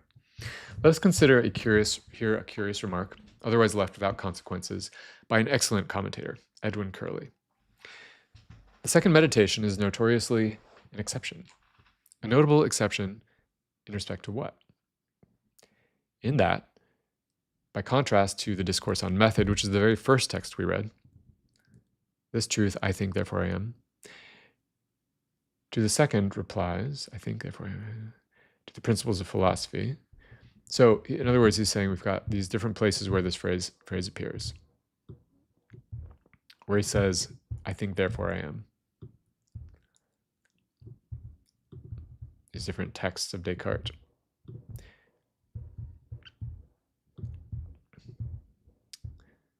The second meditation, in contrast to all of those, introduces a different formula. Must finally conclude that this proposition, I am, I exist, is necessarily true whenever it is put forward by me or conceived in my mind. Or again, this thought alone is inseparable from me. I am, I exist. What difference does this other formulation imply? This I am, I exist formulation, as opposed to I think, therefore I am. We have shown elsewhere, following Jaako Hintika, that it takes us from a passage of reasoning, of whatever sort it may be, to a performative. Okay, cool. I totally forgot that Marion draws so directly on Hintikka. This point remains incontestable. I am certain, insofar as I say that I am, because the thought does not occur in the statement, but outside of it. It precedes it, inasmuch as it brings it about. So this goes back to Hintikka's point that in attempting to think my non-existence, I am forced to think my existence or to affirm it. The cogitatio, the thinking, does not speak itself in the statement. Since it speaks the statement, the thinking is the statement. Thus it remains absent from the statement precisely because it verifies it. All the other statements, all the times when he says, I think, therefore I am, those which favor the canonical interpretation, remain within reasoning, constitutives of an act that they do not speak or perform. Only the statement in the second meditation does what it says. It's the only one that's truly performative. It is appropriate then to admit the statement privileged by the canonical interpretation only on the basis of, and under the condition of, the performative statement of the second meditation, which alone justifies it. So by canonical interpretation, it just means the way the phrase is usually presented in this form, I think, therefore I am. And what Marion is saying is that we have to interpret that canonical form through the way it's put in the second meditation, where it's really a performative, not a apparent inference or deduction. But one other point remains to be worked out. How and why can Descartes abandon in 1641, and only in the second meditation, the statement ego cogito, ergo sum, which all the canonical interpretation has validated as brilliantly sufficient, in favor of a statement that is at once more performed, since performative, and more enigmatic, more mysterious, ego sum, ego existo? Why did he do this? Why did he change the wording? And by what right might one privilege the formula of 1641, this one, I am, I exist, rather than the canonical formulation, which is employed more often? In short, how could one justify that precisely in the text of reference, the Meditations on First Philosophy, the formulation that has always been privileged by the canonical interpretation disappears? Is it a matter of an inexact stylistic variant? Is it not more likely a matter of the eruption, the explosion of an essentially different argument? The invasion of a different argument. And since the canonical interpretation results in solipsism, so he thinks that the I think, therefore I am results in this closing off of the self in itself. Could one not envisage that the formulation of 1641 goes beyond a solipsism of the ego? So he's saying in these different ways of putting the argument, maybe we can get past these two aporias that he started out with.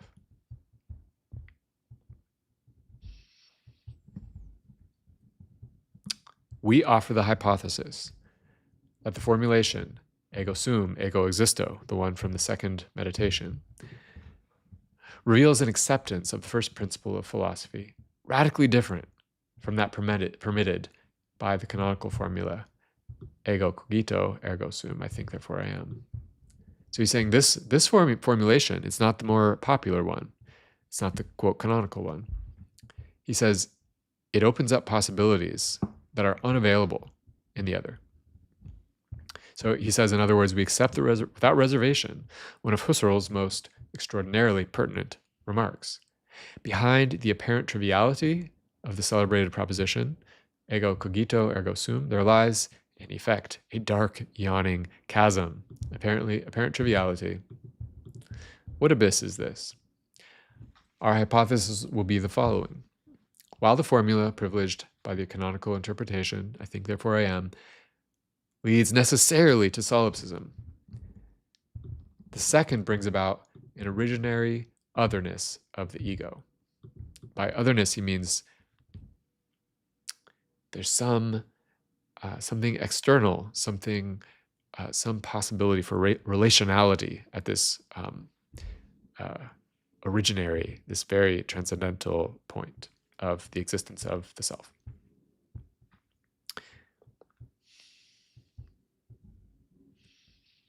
We are not unaware of the paradox of this hypothesis, especially since a recent critique, which also underlines the privileged formula of the second meditation, leads to the confirmation of solipsism, in contrast to our approach. Indeed, as Etienne Balabar astutely notes, this formula is clarified in the phrase, but I do not yet have a sufficient understanding of what this I is that now necessarily exists. And if you remember, we read that passage at the beginning of this conversation. This conversation of me with myself. Now, this phrase is easily reduced to sum ego ille qui sum. I am that, what I am, or I am that I am. That is to say, it imitates closely the sum qui sum, I am what I am, of Exodus 3:14, which is when God or Yahweh reveals himself to Moses in the burning bush. And in this divine name, the identity of the self with itself is fulfilled at the highest level. This is the only identity that can justify a solipsism. So God can be solipsistic because God is God, but what about us? And does Descartes end up sort of almost asserting that the self is God in some way? What's he getting at? Appearing in this brute form, the interpretation is literally unacceptable. We oppose it for two reasons. So he doesn't like this reading of Descartes as sort of asserting that the self is God. I think that's what he's saying. First, for a philological reason. The privileged passage that we have just cited does not exactly contain the formula ego sum, ego existo. On the contrary, it points out its limits, since the performative fact of my existence is not sufficient to establish that. Establish what or who I am. So just because I exist, I don't know what I am yet. That in Descartes, in wrestling with this, is when he went through the different aspects of himself and again tried to doubt them until he realized that the only aspect of himself he couldn't doubt was thinking.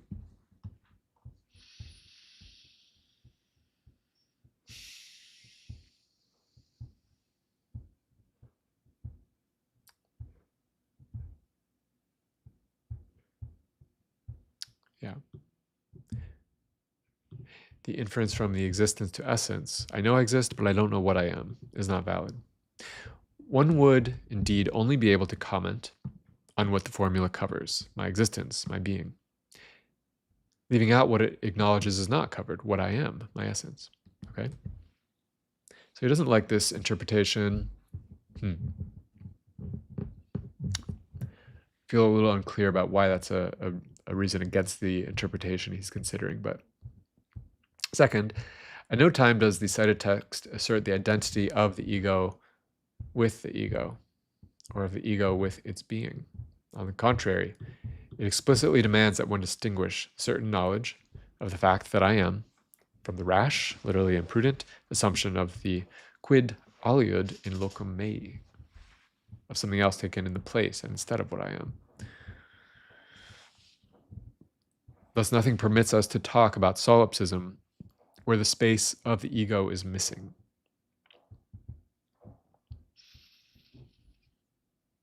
The way he's saying, there's nothing there.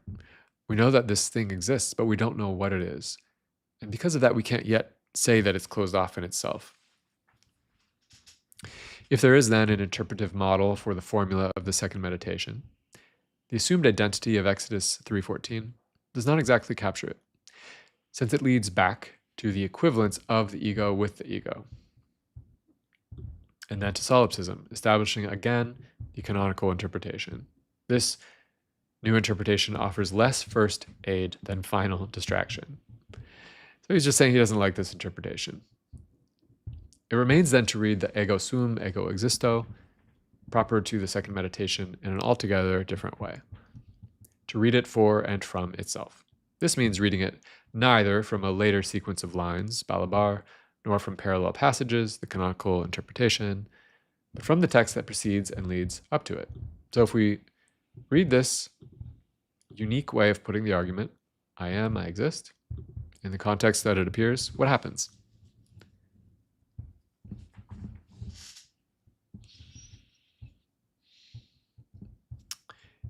I'm not going to read Well, no, I think this is important.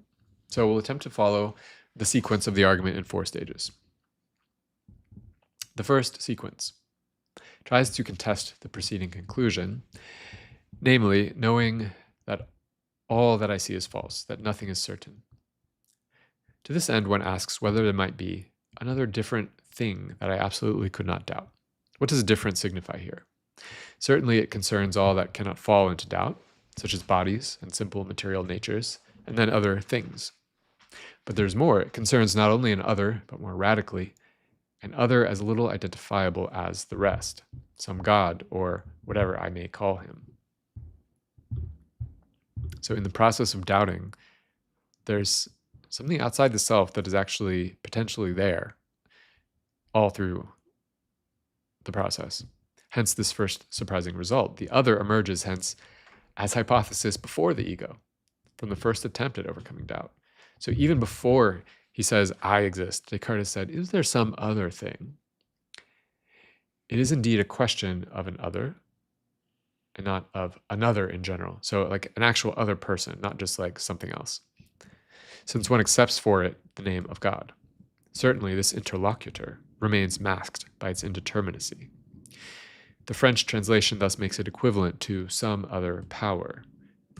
French translation of Descartes' Latin. And the subsequent development of the argument underlines the anonymity, I know not who, and later someone. God also advances masked, enchanted before God, becomes an enchanted God. I don't know what that means. But this anonymity does not eliminate completely the essential character of such another, reinforced by its very indeterminacy.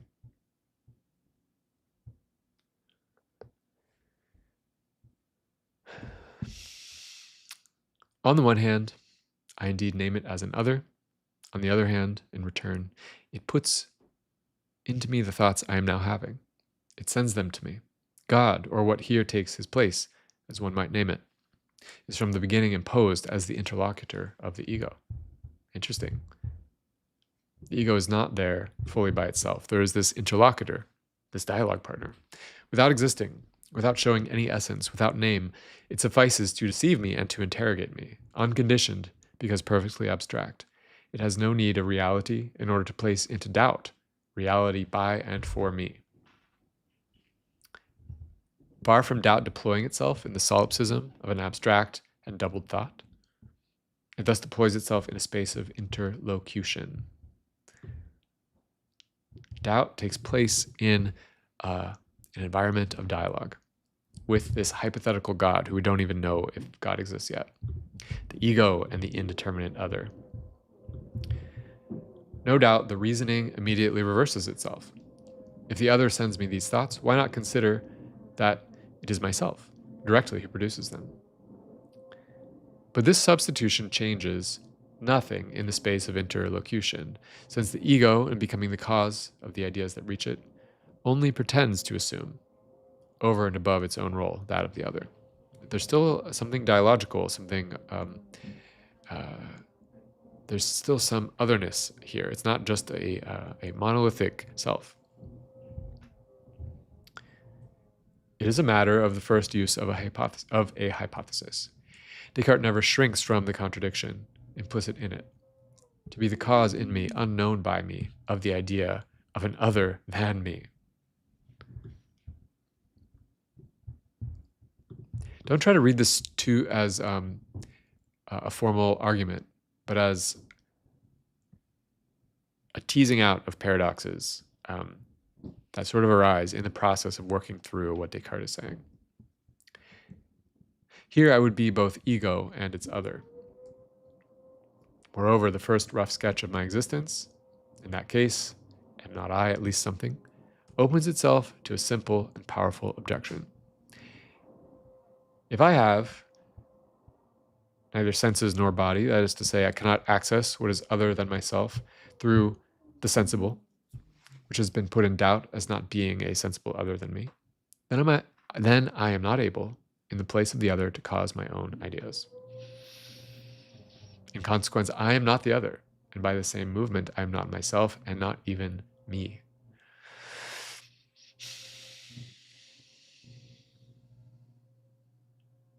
if I'm having these thoughts, which I have to doubt, because that's the whole premise here, that I have to doubt these things. But I don't think I can cause these thoughts that I'm doubting. Then I'm not the thing that's causing the thoughts. But I'm not even myself, which I think is having those thoughts.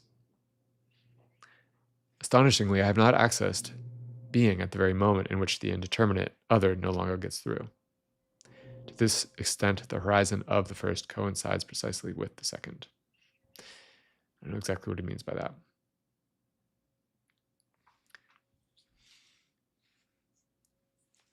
We may not need to read all of these sequences. Basically, he's doing a close reading of the text now to see if by attending very closely and carefully to the argument and the structure of the argument, he can open up things there that may have been missed.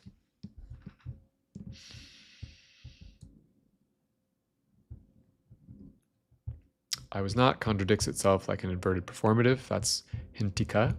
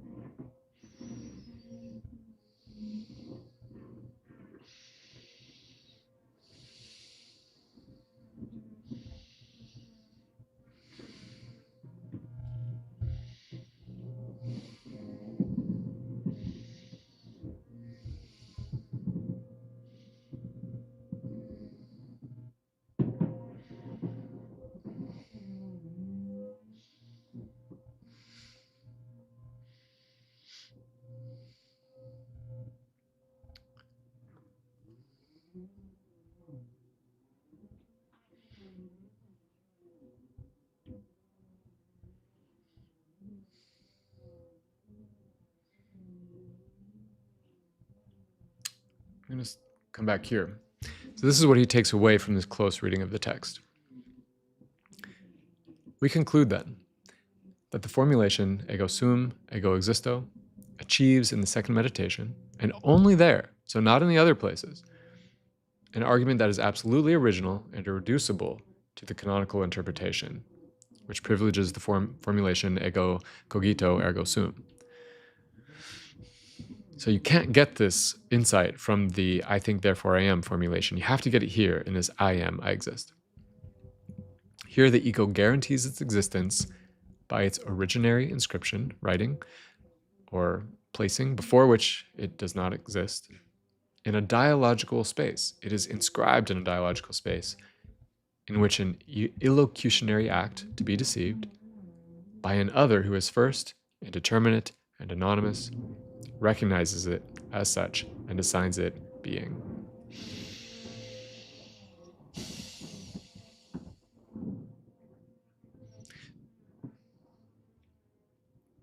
Because there is this dialogue with this hypothetical deceiver who also is potentially the same as God,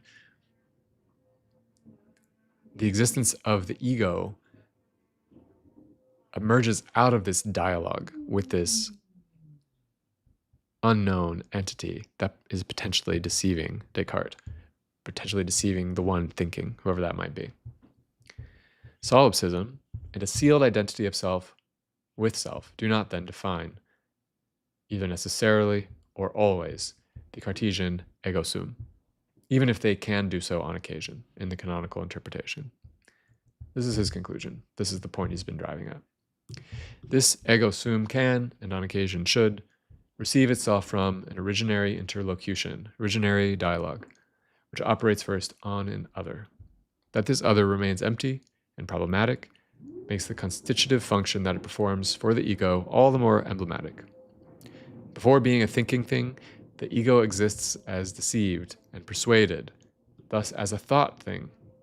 Hence, the first truth, ego sum, ego existo, does not have the first word.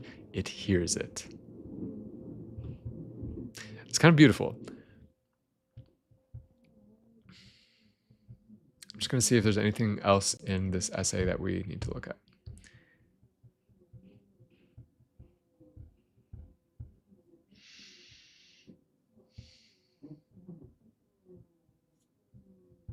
Some other arguments that confirm his non-canonical interpretation.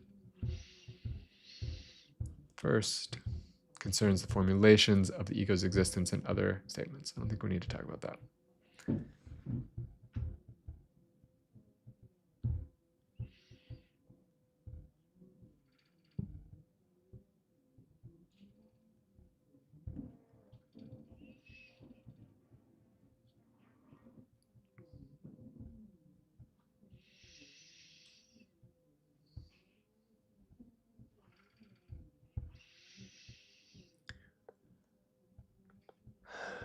He talks about the relationship with Augustine, which Hintikka also mentioned. Why does Descartes not want to be associated with Augustine?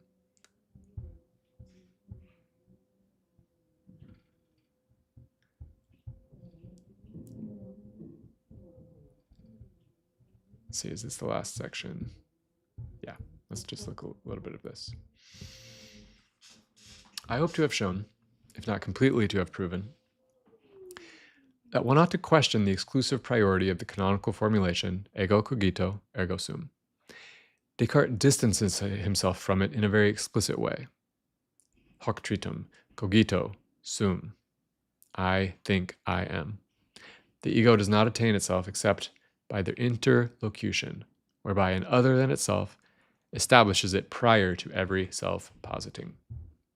This other is exercised first under the mask of an omnipotent God, at one time confused, against all coherence, with the evil genius who deceives, and in any case maintained in anonymity with the nescio quis, I don't know what. He proclaims himself finally in the idea of the infinite, the first Cartesian divine name, which cancels the first phantasm. Between the two instances, there is only one common point, an unconditional otherness that precedes the ego of the I think, first chronologically, and finally, by right, to the point where this ego reveals itself first as a cogitatum, persuaded, deceived, brought about. I am thought by another than I am. Res cogitans, a thinking thing, thought cogitata. An important consequence follows upon this. I've shown elsewhere that the ego sum displays itself as supreme being only insofar as it extends the ontotheology of the cogitatio under the heading of cogitatio sui, thought of itself. He's getting into this ontotheology stuff, which we don't need to worry about.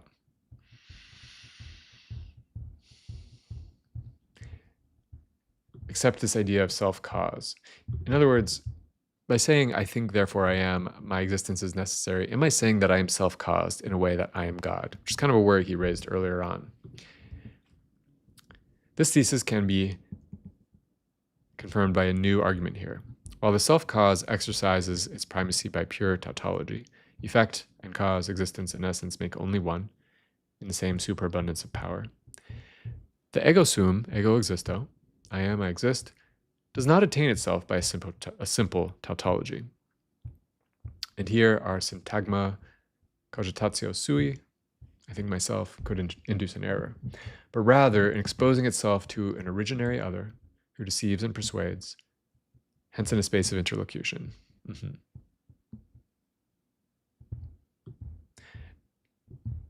There's this dialogical beginning of the I think, I am, I exist, The self-cause would then only be able to assume rightfully the tautological circularity that would privilege the canonical interpretation of the ego sum by the whole modern metaphysic. And that is doubtlessly why this last does not cease to assimilate the ego to causa sui.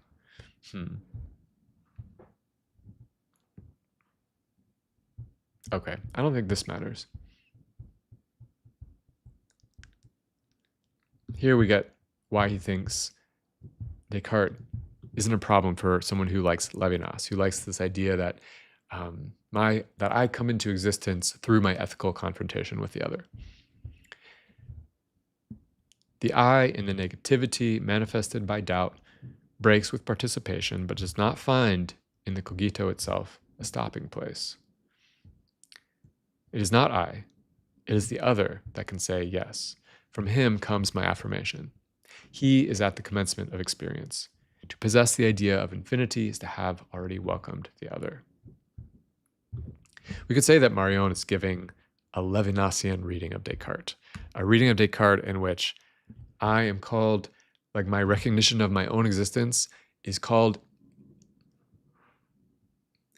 forth by my confrontation with this infinite other who I don't even know or recognize or understand.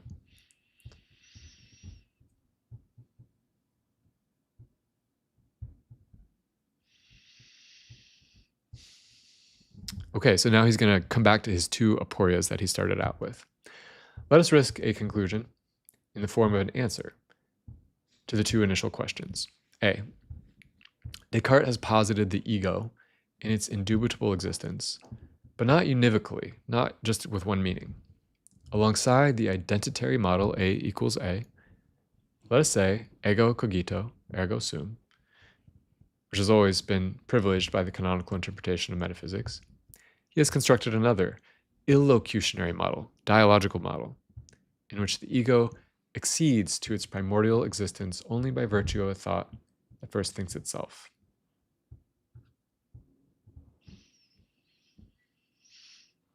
Okay, so there's something dialogical baked in. We've heard that a few times already. B, the aporia of solipsism, being closed in on oneself, in which the very conditions of thought would deny to the ego on principle the least access to the other. Hence does not result from the canonical formulation of an auto-referential and tautological ego identical to itself.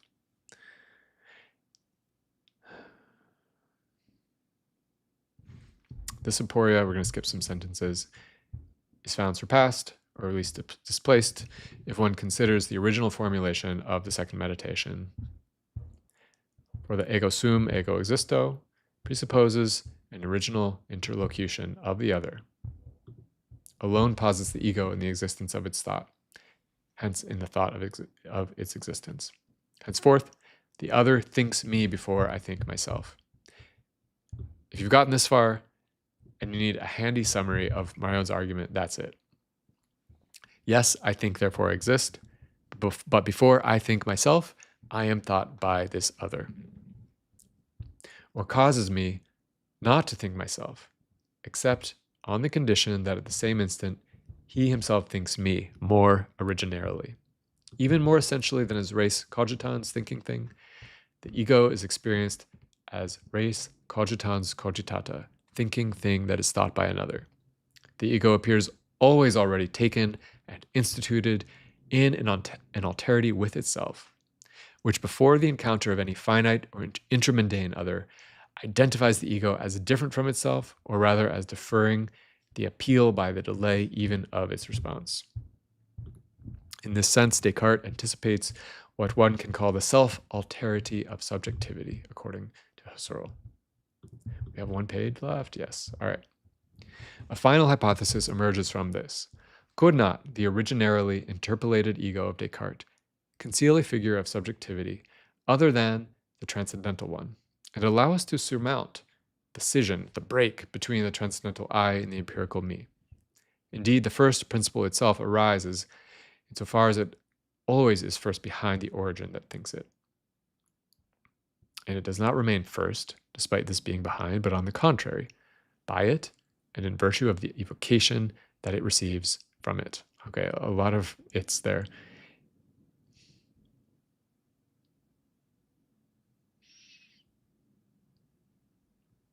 In this way, the ego only accedes to the rank of first thinking, hence of first principle, to the extent to which it discovers itself as first thought, interpolated, interlocuted. So the I never thinks itself except as one who is already addressed or interrogated by another. It is not a matter of primacy of second rank, conditional or delegated, but of a primacy instituted by the event itself, of experiencing itself originally thought. The experience of being the object of thought is what comes first. The distinction between I and me would then lose all pertinence, since in a sense the I takes its possibility from what, who or what that might be, thinks me, moi. So we're given back the me, the sense of self, by being the object of the thought of some other. The me no longer consigns afterward the empiricity that would posit the I, but the I arises in original facticity where it experiences itself as a me thought. The me and the I exchange their functions, only in not confusing them. They are organized following another logic, that of the original interlocution. So by being addressed at this most fundamental, basic point of my own recognition of my existence, I am both a me, an object, and an I, a subject. In this hypothesis, far from having only instituted the metaphysical era of objectifying and objectified subjectivity, whose traces fade before our very eyes, might Descartes also, and throughout, have anticipated without knowing it, or at least without having signified it explicitly to us, that which comes after the transcendental subject, in which we have not ceased to sketch and to await. Okay, so this is a very different reading than Hintikka. I hope these two commentaries give you a sense of the richness of thought that this single phrase, I think, therefore I am, has sparked. There's really so much here. I think Hintikka and Marion both recognize that they are going beyond Descartes in a way. They both recognize that the way they are formulating or reformulating what he's up to is not quite what he understood himself to be doing. But I think they're both in a way trying to say, can we make this even better? Can we take this powerful idea and make it more powerful, or connect it up with additional insights? If you have watched this entire video, I am grateful and impressed. This was quite a slog. But I hope you have found it to be a worthwhile one. It's easy to have a sense of, having been there, done that, with phrases like I think, therefore I am, to think we know what they are, what they mean, what their significance is. And if nothing else, I hope you have a sense that there's a lot here. There's far more than I was able to explore even in this 2.5-hour live stream. So thank you for watching. I'm available on Substack. And if you'd like to stay connected, I hope you'll check me out over there. Take care.